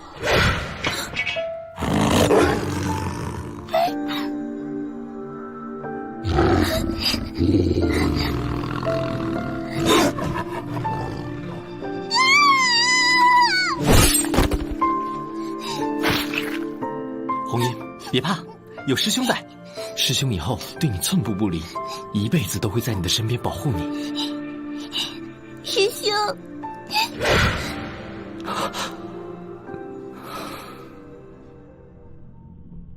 断情忘爱，哼，说的容易，你气息杂乱，三元无法守一。一旦接触到这女子，就三尸神暴跳，全无把持之法。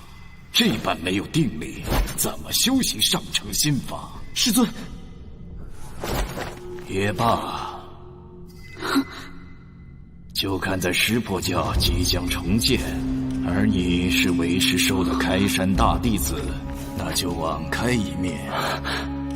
给你一个时辰思虑，今日或者你留下这女子在身边，为师可以传你双修之法，将她收为情奴，助你成道。而你也不过是再多等她一个轮回，待她转生之后，重新渡她回到门下，自此你二人便可不再分离。否则就杀了她，如此你也就心无挂碍，可以全心修炼上乘心法，助为师早日夺回人不残卷，重修战幽灵。师尊，可是，不必多言，是杀是留，你自行决断。不过若是为师回来的时候，你还犹豫不决，那就别怪为师替你决断了。为什么你自甘堕落？为什么你要拜一个妖道为师？而且居然要入魔教！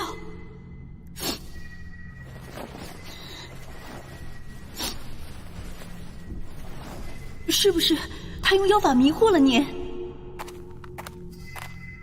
还是先看看如何能将你送出去。你并没有受这妖怪的迷惑，这么说你是清醒的，你是心甘情愿加入魔教的。我的事情怎样都可以，而眼下你平安才最重要。我需要找到离开这里的出口。等一等，你先告诉我，爹他到底是被谁害死的？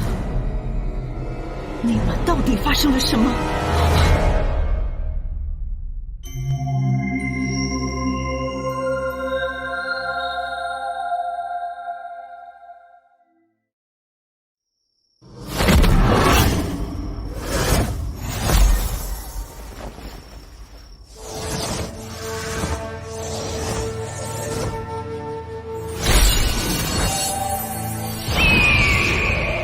青鸾剑，你终于化形了，收。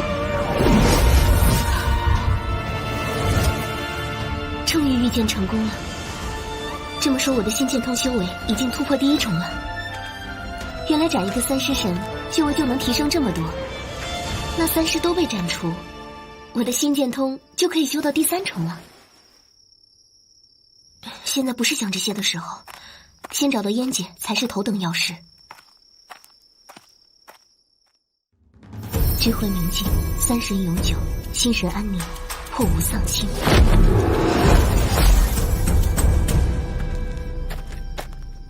他怎么也来了？那一晚到底发生了什么？你为什么总是要逃避？莫迪师兄究竟在哪里？别问了，侯爷，求你了。师兄，你到底有什么难言之隐？我下山就是为了找你和莫迪师兄，你不在了，我的亲人就剩下你们，而你们又都失踪了。你知道这些年我找你们找的有多辛苦啊！侯爷，求你了，别说了。不，我要说。你不想说，你痛苦，但你知不知道这些年我承担的痛苦有多少？这些年爹不在，别说了，你们失踪了，别说了，我一个人要支撑典藏派，很多弟子都离开了。如今宁夏人才凋零，我又不能让典藏派基业毁在我的手里，爹的大丧都秘而不发。别说了，一直等到心灵冷静。别说了，可你知道吗？最难过的还不是这些，而是很多师兄弟说，师妹和莫迪师兄害死了爹。别说了，师兄，你怎么了？说过了，让你别说了。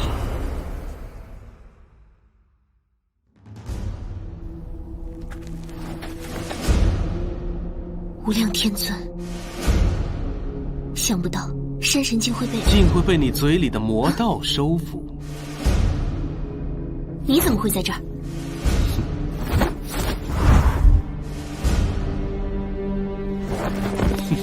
我为什么不能在这儿？你和那僵尸是不是串通一气，将我的朋友掳走？居心何在？唉，你就认我一个魔道，有什么恶事都是我做的，是吧？那僵尸如此厉害，能和你们藏明山没关系？我们可高攀不上的。不过，如果你想找到他，应该就在这里。可这里已经没有路了。他应该就在这下面。当日他穿地而出，地面又透出很重的煞气，看来并不只是藏在地肺的。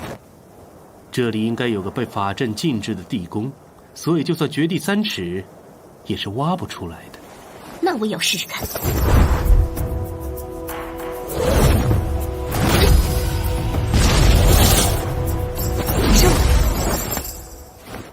果然如此，这煞气非同一般，似乎又距离很远，像是用法阵禁制。哼，我就算骗别人，也不会骗你，还不相信吗？哼，相信你，相信魔道。不错，而且你至少应该再信一次。为什么？因为我的避魂阵可以转化玄门魔道的法阵禁制，你越过此阵，就能到达那个地宫。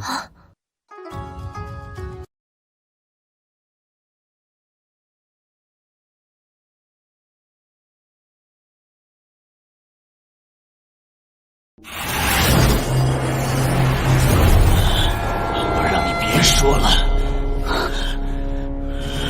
别说了。师兄，你怎么了？你怎么会变成这样？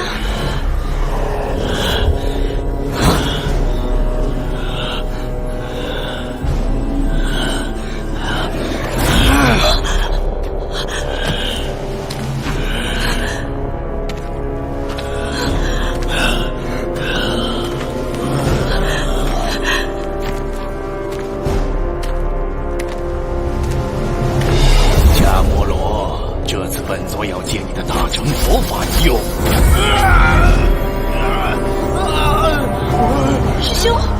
怎么了？你身上怎么会中天煞宫的蛇形血咒？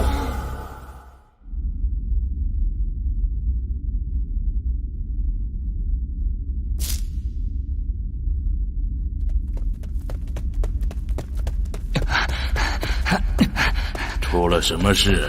慌慌张张的。禀报大师，有密探来报，金陵城郊的天宇庄庄主已经生擒了昏君，但不知何故没有前来禀报。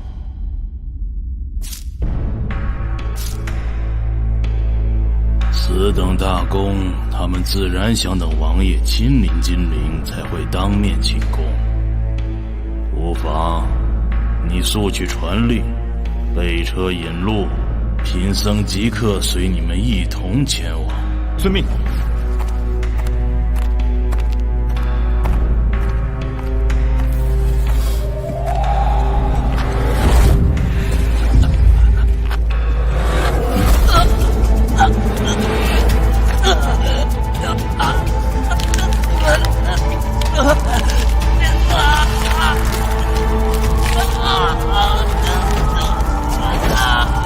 何方神圣，装神弄鬼！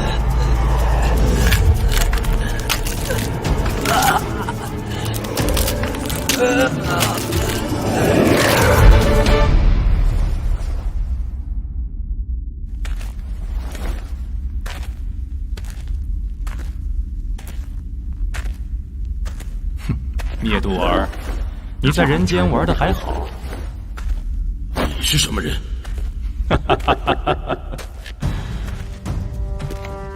我是什么人不重要，重要的是我知道你是谁。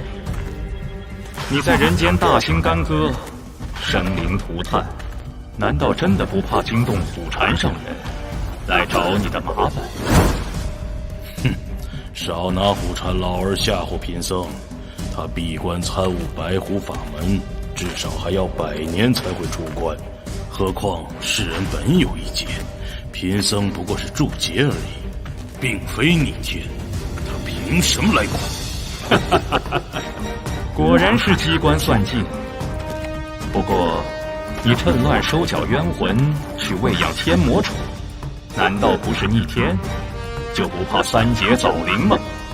即便逆天，贫僧也能拨转愿力，不怕天劫反噬。你到底是谁？想说什么？我只是好言相劝，你想做什么我不管，禅门我更没兴趣。但你记住，不要去碰那个小皇帝，否则……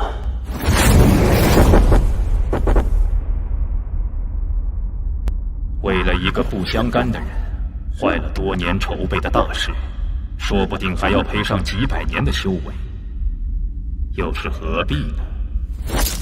你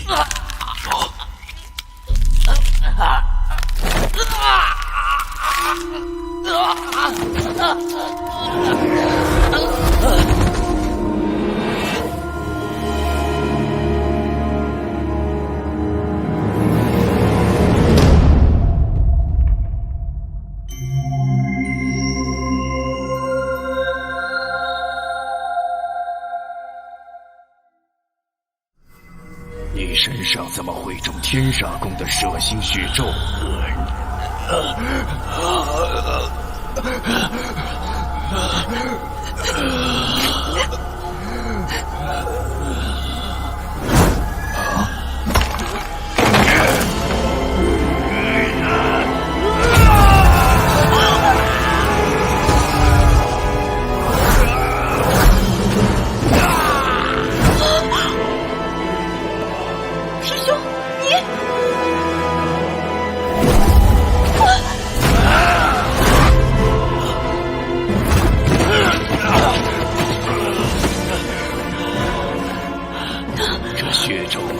厉害，连大乘佛法都进攻不住，天煞宫怎么会这么做？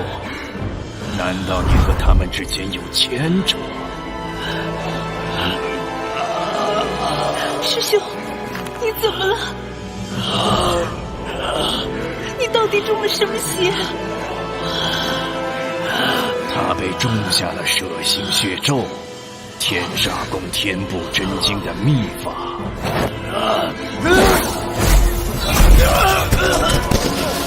师兄，方士，蛇形血咒本是血骨所生，此时遇到外力，只会激发血骨护体，不会伤到。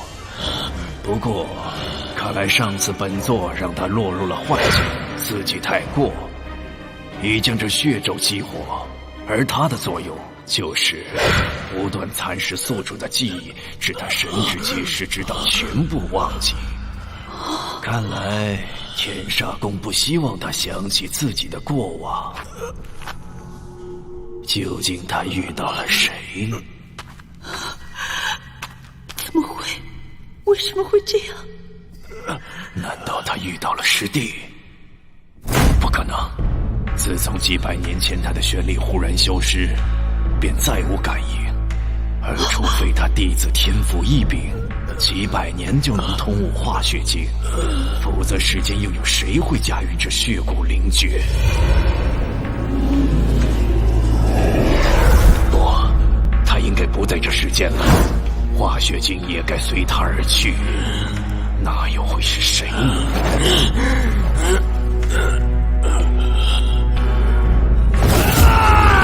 既然有这血骨在，你修习上乘心法，倒反而多了一条捷径。忘诸过往，未尝不是一种解脱。师兄，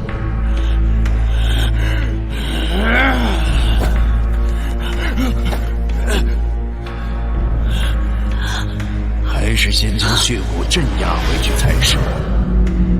这冰魄元光，当年本是练来应付师弟，没想到却用在了你身上，果真是世事难料。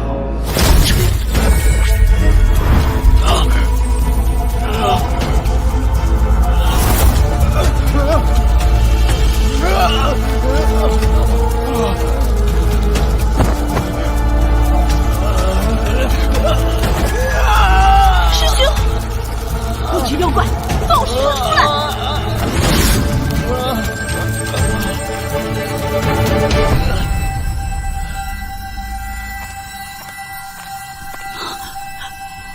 他不再是你师兄，从此以后，他也不会记得你了。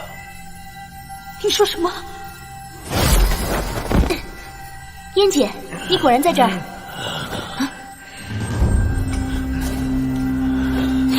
双女，你来了，快帮我把师兄从妖怪手里救出来！燕姐别急，这里交给我。妖道，你掳夺凡人，妄动妖法，不怕三劫天诛吗？又是他！我怎么总会无端有领力之感？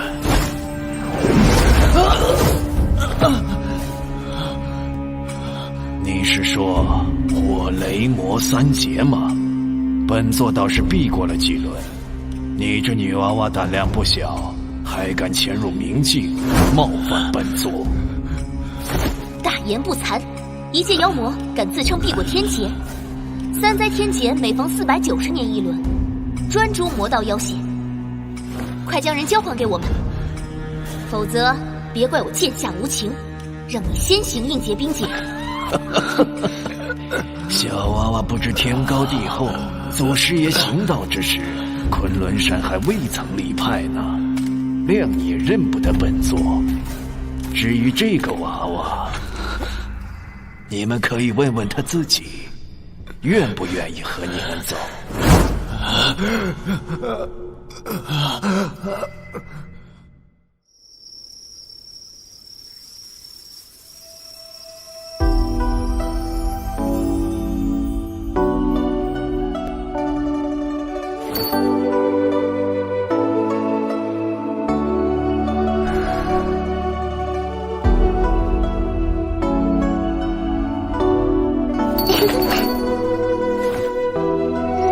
方位没错了，就是这附近。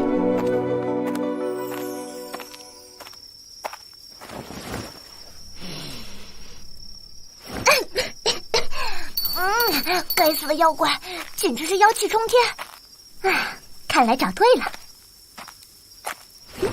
就是这儿。死蛇妖，哼！看本姑娘如何来收拾你。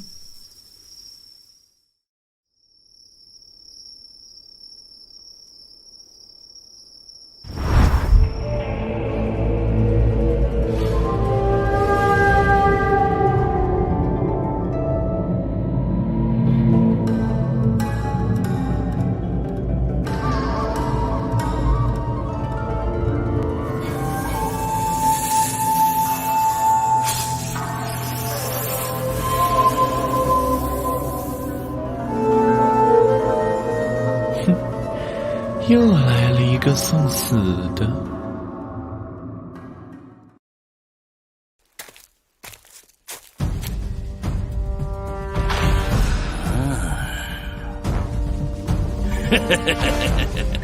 小皇帝，你的皇位坐到头了。你是什么人？你怎么知道朕的身份？某家是什么人，你也不必问了。至于某家是怎么知道的，在你快断气前，某家可以破例让你死个明白。现在嘛，受死！护驾是。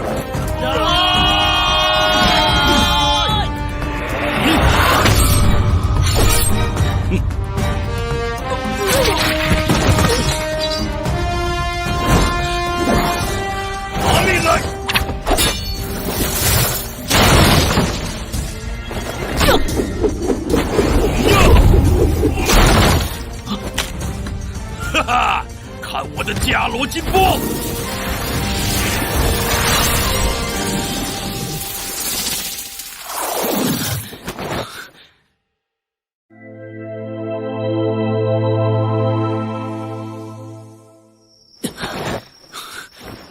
大胆奸贼，竟敢弑君犯上！难道不怕诛九族吗？诛九族？你都下了皇权，还有谁会听你的？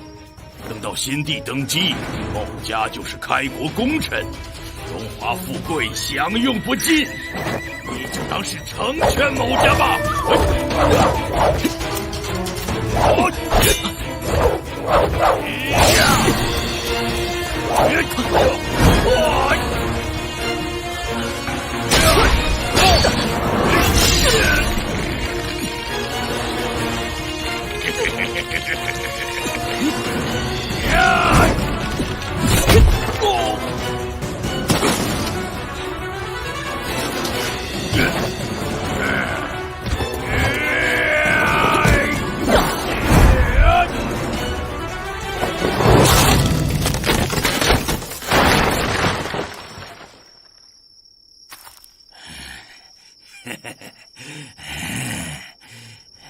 到底是什么人派你来的？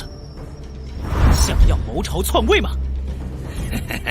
就算是谋朝篡位，那也只能怪你自己太幼稚。某家说了，等你快断气的时候，某家会让你做个明白鬼。就凭你这两口破铜烂铁，这一场能生得了朕吗？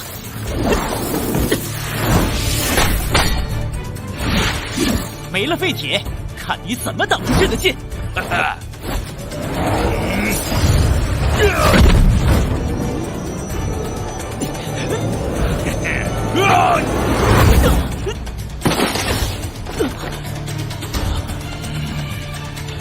回来！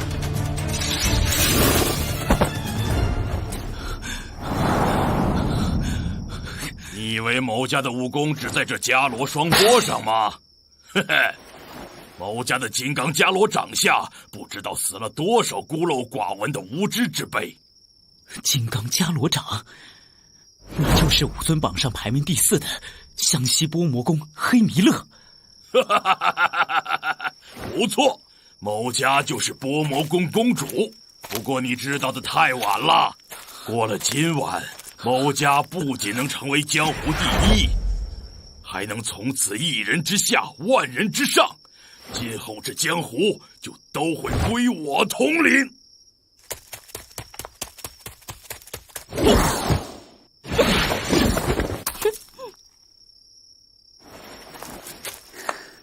最近失心疯可真不少，前面才有个想称霸武林的，让人打得满地找牙，现在又冒出一个一人之下万人之上的，想让人笑掉大牙不成？哪冒出来的野丫头？不关你的事情，别坏了某家的好事。啊，你不是那笨小子天天叫着的燕姐姐吗？你叫什么燕姐姐？什么叫那笨小子？你比他好到哪里去了？还不是夜里撞到个失心疯的。哼，怎么样啊？那什么帮主，是不是碰到硬手了？需不需要本姑娘帮你解决啊？哼，本帮主才不用你帮，刚才是被打了个措手不及。现在本帮主认真了，黑秃驴，这下你死定了。原本是想赶紧取了小皇帝的人头，没想到半路杀出个程咬金，看来要速战速决了。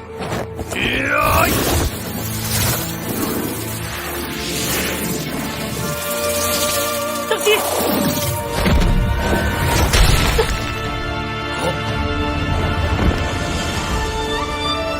收。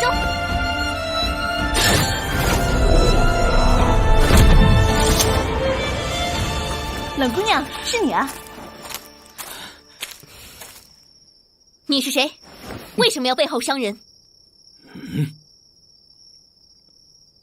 传说风波庄来了个女剑仙，就是你吗？卑鄙无耻的黑秃驴，剑仙在此，你还不跪下参拜啊？青山不改，后会有期。黑秃驴，别走！小心剑气！什么人？别追了，刚才那是轻功残影，人早就走了。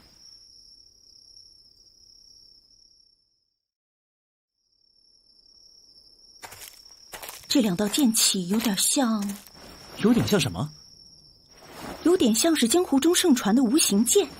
这种武功能以剑指练出剑气，无坚不摧，手无寸铁也能在10步之外杀敌于无形。我的个乖了，这么厉害啊！本帮主还真没见过。那这无形剑是哪门哪派的武功啊？传闻这是风波庄公孙氏的秘传绝学。公孙友。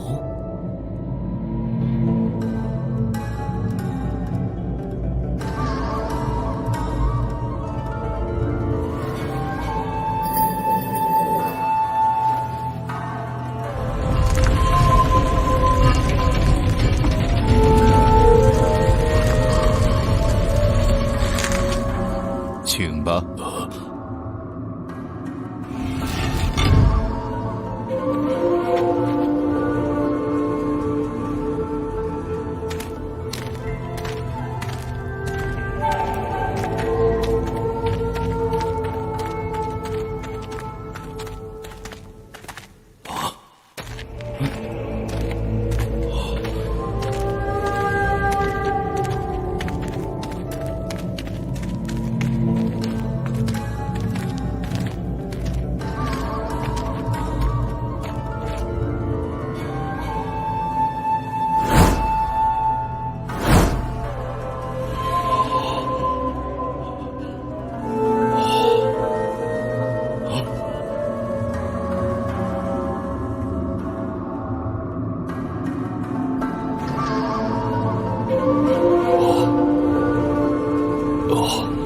今晚之事还要多谢庄主搭救，但公孙庄主，这些都是什么？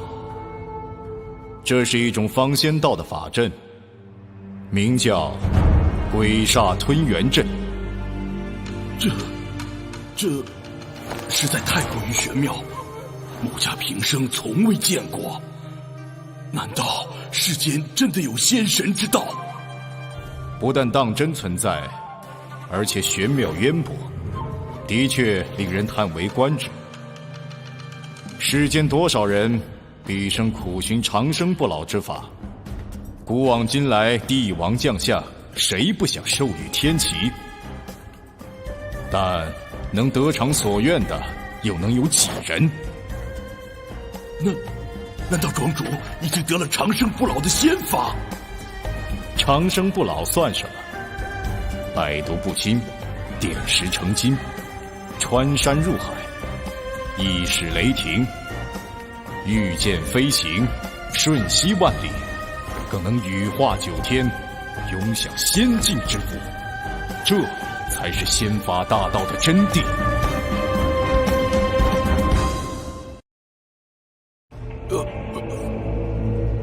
庄主竟然得到如此仙缘，实在是可喜可贺。某家愿毕生追随庄主，万死不辞。哼，前日公主还要一心追随王爷，现在何出此言呢？哈哈哈，庄主说笑了。庄主和王爷同为一府之亲，某家追随王爷，自然就是追随庄主了，又有何分别呢？哼，想不到公主不但武功超群，这口才也是1等1的出众啊！公主可知道这法阵有何作用，又是如何运行？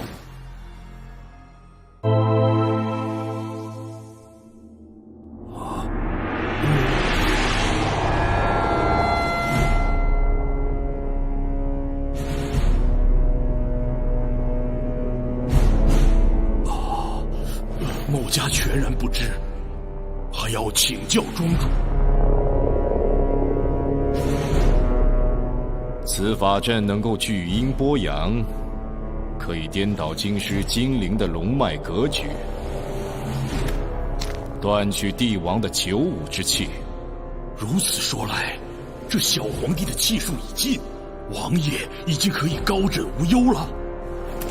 不错，在下早就按王爷的计谋行事，只是没想到公主竟然亲自去行刺皇上，看来是想和本庄主争功啊！庄主言重了，都是为王爷分忧，谈何争功呢？哼，公主立功心切，在下不会不明白。不知公主知不知道，江湖中近日私斗频频，已有90多人命丧黄泉。某家不但知道此事，而且还知道，这些都只不过是公孙庄主的一步棋罢了。原来波魔宫也配有斥候一职，在下佩服。某家要为王爷和庄主效力，自然要下点功夫才好啊。不错，那些武林人士都是不肯归顺王爷之辈，死不足惜。这么说，某家杀掉的那个和尚，还有铁石堂的副堂主，这些尸体无端失踪，也是庄主的手笔喽？哼，失踪？莫非公主没看到顶上垂下的那些麻袋吗？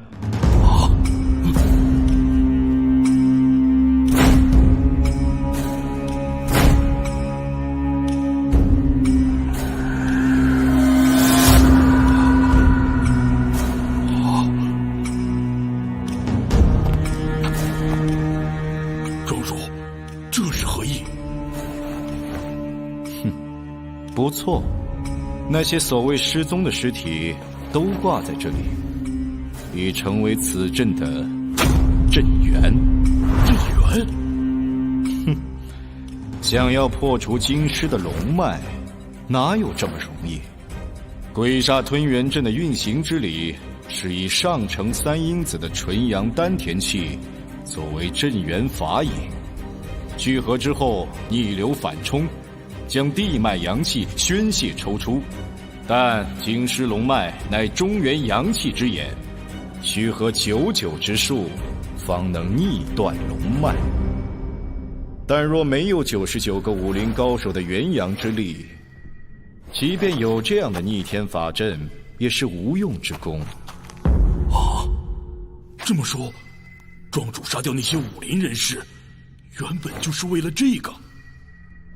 不错，如今这里的高手尸身，丹阳凝而不散，已聚集97具，不出几日便可大功告成了。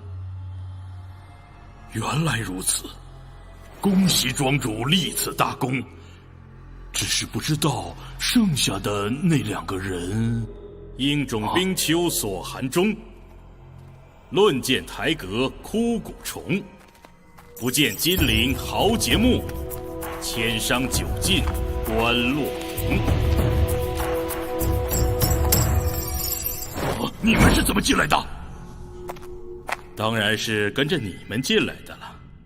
哼，是在下低估了2位，看来2位现在已经都知道了。哼，风波庄这座英雄冢，近来名声在外，私斗仇杀，致使90多人丧命。吴业寺自然不会袖手旁观，追查你们已经很久了。吴业寺有什么了不起？你以为某家不知道了叶和尚的行踪？哼！你波魔宫和风波庄狼狈为奸，自以为杀了火僧了叶禅师，便断了吴业寺的耳目。阿弥陀佛！却没想到他早就飞鸽传书给吴业寺，否则去叶大师怎么会随后赶来？原来如此，庄主，不要听他乱讲。某家做事向来干净利落。哼，利落。禅师虽然往生极乐，但他临死前已经查到风波庄的隐情。你们在这里施行妖法，意图谋反。但没想到，你们不但做下杀孽，还要伪造伤口，推在燕某的头上。这笔账，今天要好好算一算。唉，公孙庄主，你世袭的风波庄，本是武林第1大庄，更是江湖枢纽所在，为何还不满足，竟要施行妖法，干涉朝政，引发这场武林浩劫？燕雀安知鸿鹄之志？风波庄原本就是朝廷设立，你们又懂什么？你将这些都讲出来，是何用意？庄主何必顾虑？这法阵原本就差2个尸身做阵源，他们送上门来便是找死。哼，就算知道，又有何妨啊？说的倒也不错。贫僧不想妄开杀戒，还请施主自省，随贫僧归案，给武林一个交代。大师还是天真，归什么案？就地正法便是了。哼，正法？还是你们把命留下吧！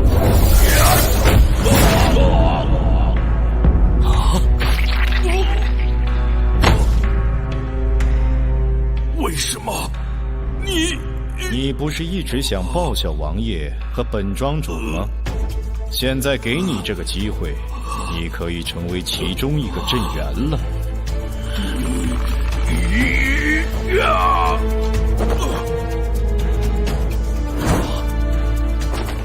雷霆震怒，皎若龙翔，这就是公孙氏的无形剑。既然你们送上了门，那就认命吧。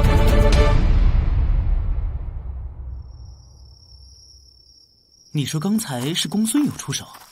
哼，出了那么多怪事，我早就怀疑他的风波庄不干净，这下露出马脚了。看来公孙有已经和反贼勾结，怪不得国师要我注意他。公孙有之死，我一定要查他个水落石出。刚才偷袭的人，你们认识？当然认识，说不定藏尸案也和他有关。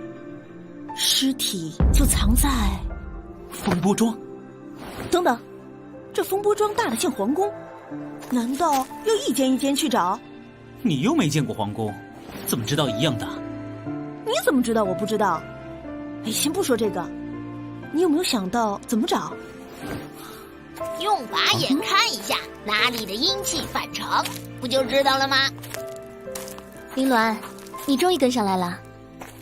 哼，没了你，本大仙的遁术照样可以日行千里。哦，你退后，再退一步。还没怎么样呢，你这凡胎就想占便宜吗？林鸾，你胡说什么？真是失礼。哎呀，是我失礼，还是他非礼呀？哼，这就向着他了，真是女大不中留啊！你还不住嘴！哟，人家剑仙姑娘法力高强，还用你这个杂草猫妖来保护吗？你神兵火击，如律令，开法眼。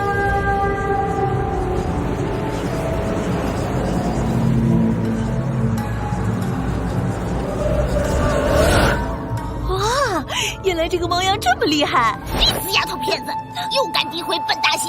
林鸾，正事要紧。哼，算了，本大仙都几百岁的人了，不和无知晚辈计较。切！一个小妖，敢说别人是晚辈，还人？你哪里像个人？就在这里！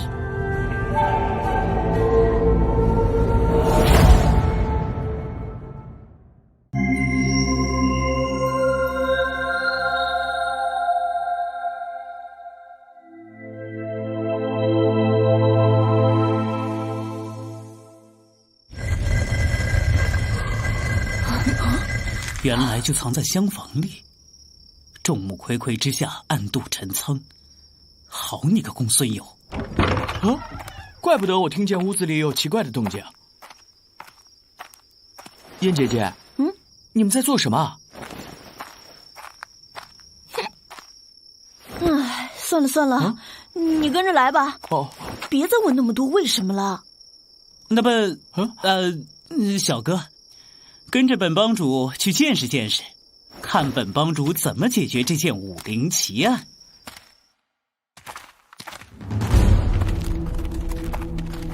想不到风波庄下暗藏乾坤，竟然有这种密道。公孙友这厮到底在玩什么把戏？他不是一向对你毕恭毕敬吗？有什么把戏，你问他不就好了？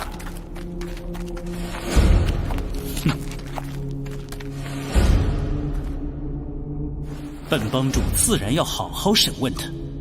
你还真去问？这还用问？那黑秃驴肯定就是他救走的，否则天下除了他，还有谁会用公孙氏的无形剑？无形剑？黑秃驴是谁？燕姐，刚才你们俩一直在一起吗？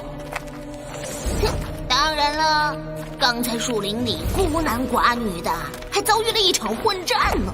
杂草猫妖，你说什么孤男寡女？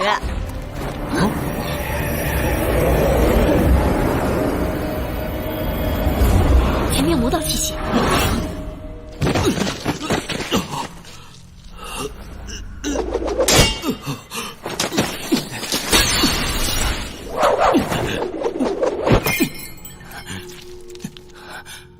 燕施主，有劳大师挂念，燕某还撑得住。没想到公孙氏的无形剑如此厉害。你们真以为自己是顶尖高手？那武尊榜排名只不过是让你们自相残杀的一个说辞而已。本司早查出公孙氏原本是朝廷中人，阁下却效忠燕王，想要大逆不道。这偷盗尸体，难道也是燕王让你做的？既然大师什么都知道了，也不怕让你多知道一些。不错，风波庄本就是太祖皇帝所立，公孙氏受命掌管，为的就是监视及分化江湖中人的举动，以免有人以武犯禁。现在要造反的是你，和武林中人有什么关系？造反有什么？哪朝哪代不是造反立国？至于谁做皇帝，和你们也没什么关系。此言差矣，阁下要引发兵险之灾，必定生灵涂炭。武林有志之士，自然都责无旁贷。本庄主也不过是中人之事，哪管得了那么多？等我以此地尸体炼成大阵，修成散仙，就算是皇帝老子，也休想再管本庄主一分一毫。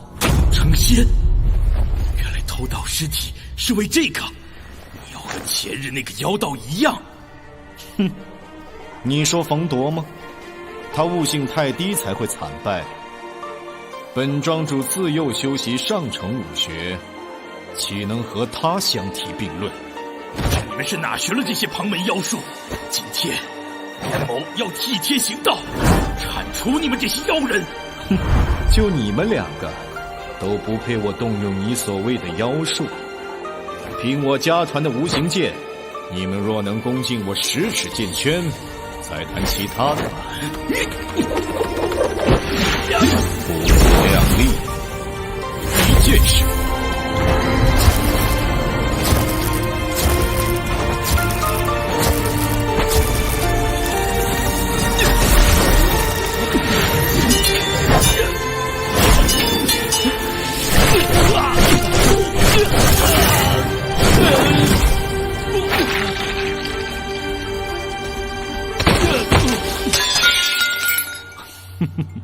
螳臂挡车，自寻死路，可笑！公孙邱泽，盗尸行刺，果然是你捣的鬼。破如羿射9日落，矫如群帝参龙翔。公孙氏的无形剑果然厉害。皇上在江湖上装什么帮主，也该玩尽兴了吧？还是这么喜欢多管闲事。可惜燕王兵锋南下，你的皇位已经坐不了几天了。怪怪龙地洞，这小子是当今皇帝！哼，你真以为朕昏庸吗？燕王起兵反叛，朕早已换派李将军前去平叛，谅燕军也抵挡不住朕的王师。哼，抵挡不住，还是你收不到前线的军报？要怪只能怪你自己，削藩岂是儿戏？简直是引火烧身！大胆！藩王拥兵自重，威慑庙堂，削藩乃是朝廷一体抗议，轮不到你这个乱臣贼子来多嘴。倒是你，想在朕的眼皮底下玩什么把戏？废话不用太多，反正你也活不过今天了。准备受死吧！你身上好重的魔道妖气，你们这妖阵到底在搞什么鬼？死丫头，这阵就是阴气涌出的源头。哼，原来你就是他们说的玄门剑仙，正好连你一起收拾了，对师尊来说也算是大功一件。收拾？你以为你那凡间的功夫对我们有用吗？对付你们，当然不能再用寻常的武功了。小心，大家后退！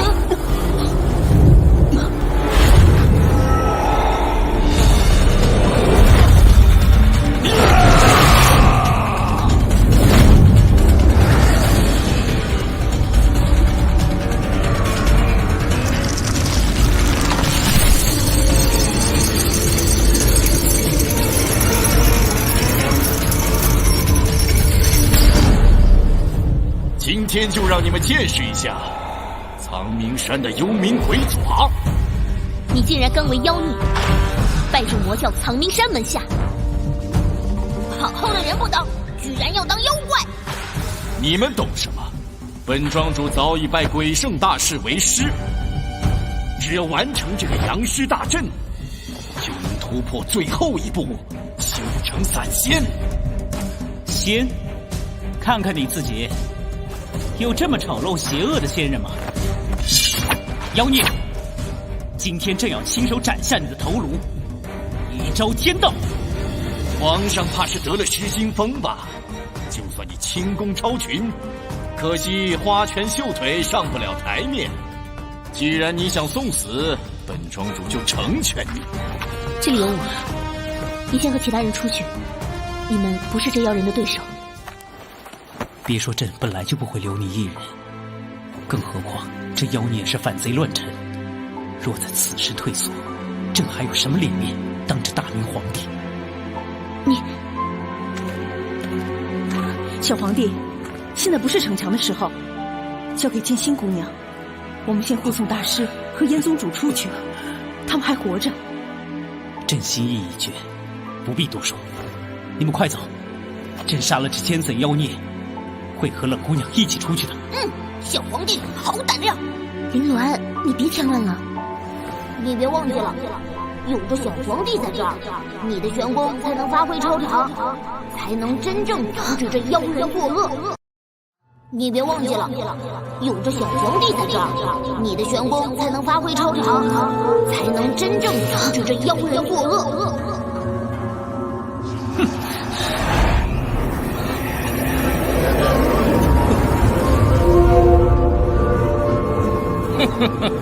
今天你们谁也别想逃走，就留在这儿给本庄主的仙阵做祭品吧。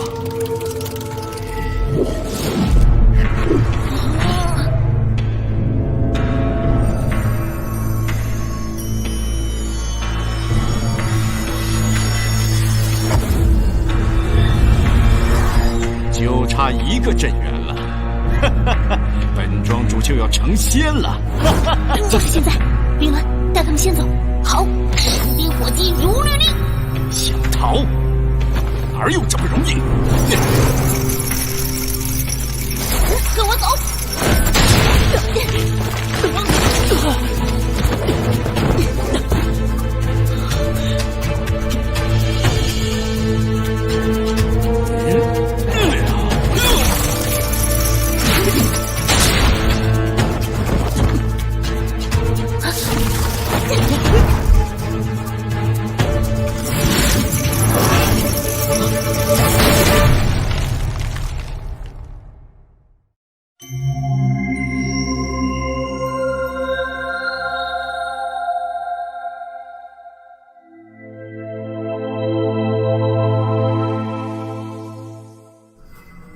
竟敢坏我的好事，就让你们两个来冲这个阵元，永世不得超生。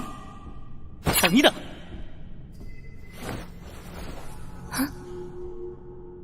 怎么了，皇上？莫非还有什么遗言没说？朕只是在你伏法之前问你个明白：江湖中这些私斗，难道都是你一手促成的吗？伏法？你在讲笑话吗？看在你死到临头的份上，本庄主可以给你解解惑。那些所谓的武林侠义之事，其实个个都是沽名钓誉之辈。本庄主随便挑拨一下，他们便大打出手，倒省了本庄主不少力气。这么说，他们尸身上的独门伤痕，也是你的功劳了。本庄主驾驭江湖多年，这点把戏算什么？一部武尊榜便能挑起天下武林争斗不休，这些伤痕不过是让他们彼此起疑心，激起内斗罢了。哼，你还真是好手段，浑水摸鱼。只可惜，未必所有鱼都这么老实。急急如律令。果然你和国师学了些三脚猫的法术。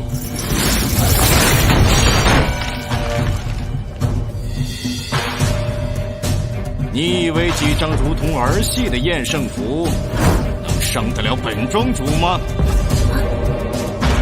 你以为这是寻常符咒？是。这不是。这符是用朕的血画的，纯阳龙血的滋味好受。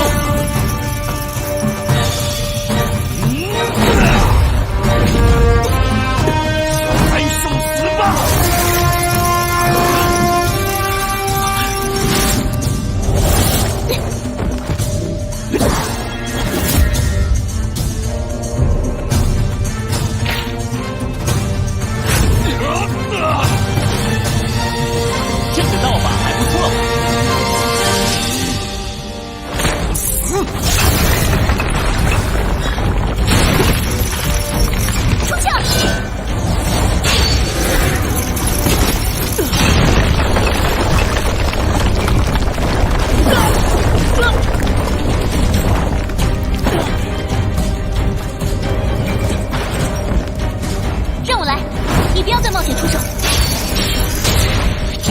让一个女子保护。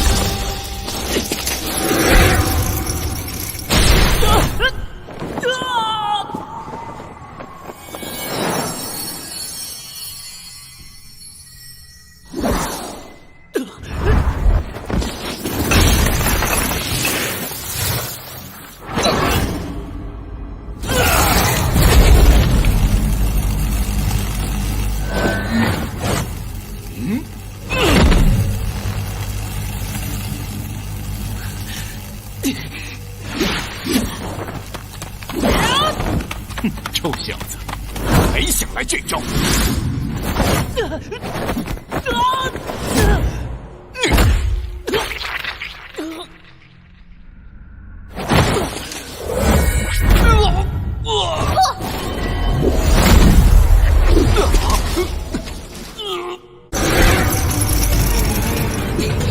你今天击退那个魔道，玄力可是寻常的100倍。拉住我的手！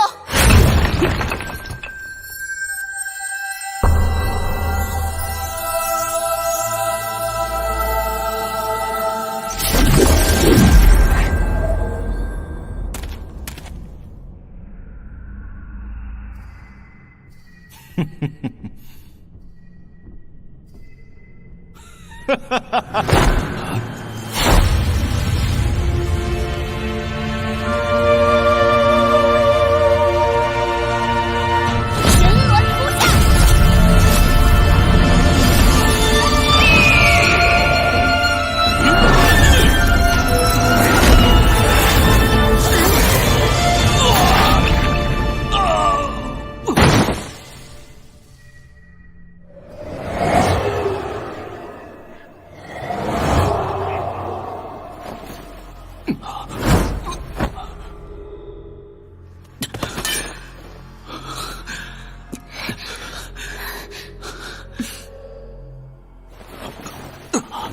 怎么可能？我的幽冥鬼爪！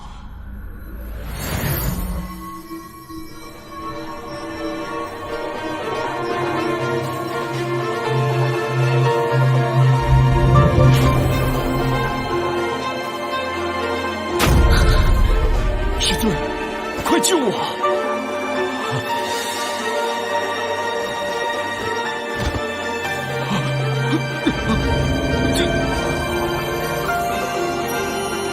师尊，为什么？你不是说……本座只是给你服药，并未传你仙功，不算是你师尊。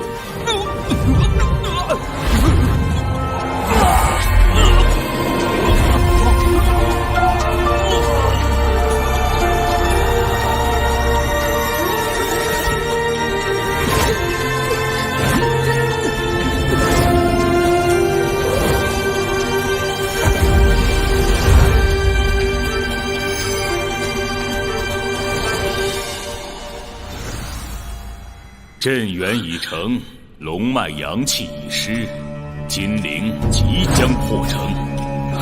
你说什么？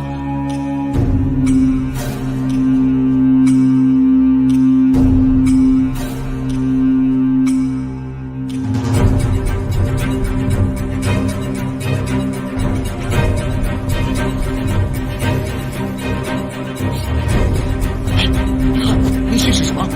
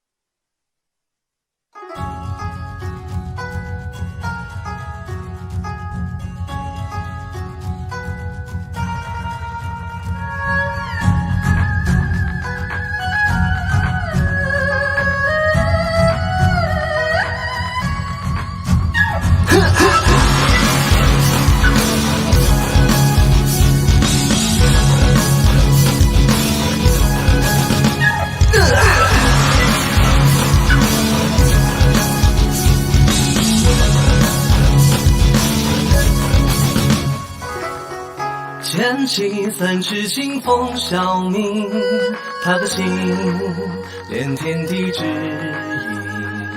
霜花尽3季风雷磨砺，凝练出无形之境。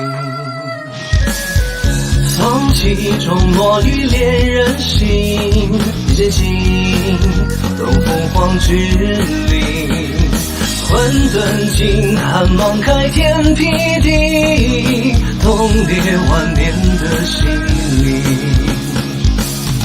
剑飞扬自笑碧落，人传说黄泉生死簿，到末两情浊云，人间相和。那一刹惊鸿过苍穹，霹雳动山洪，心念间扫绝一切魔痛，执念着不朽，逍遥更难求，挥舞间寻一个灵飞九州。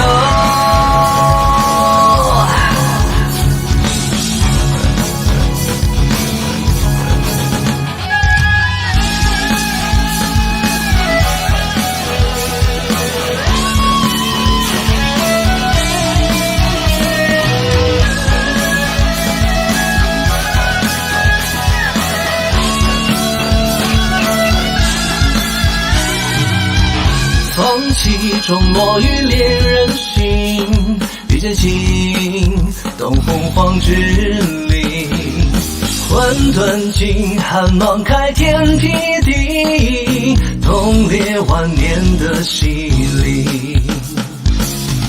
剑飞扬自笑碧落，人传说黄泉生死簿，到末两情浊云，人间相和。那一刹惊鸿过苍穹，霹雳动山洪，心念间扫绝一切魔痛，执念着不朽，逍遥更难求，挥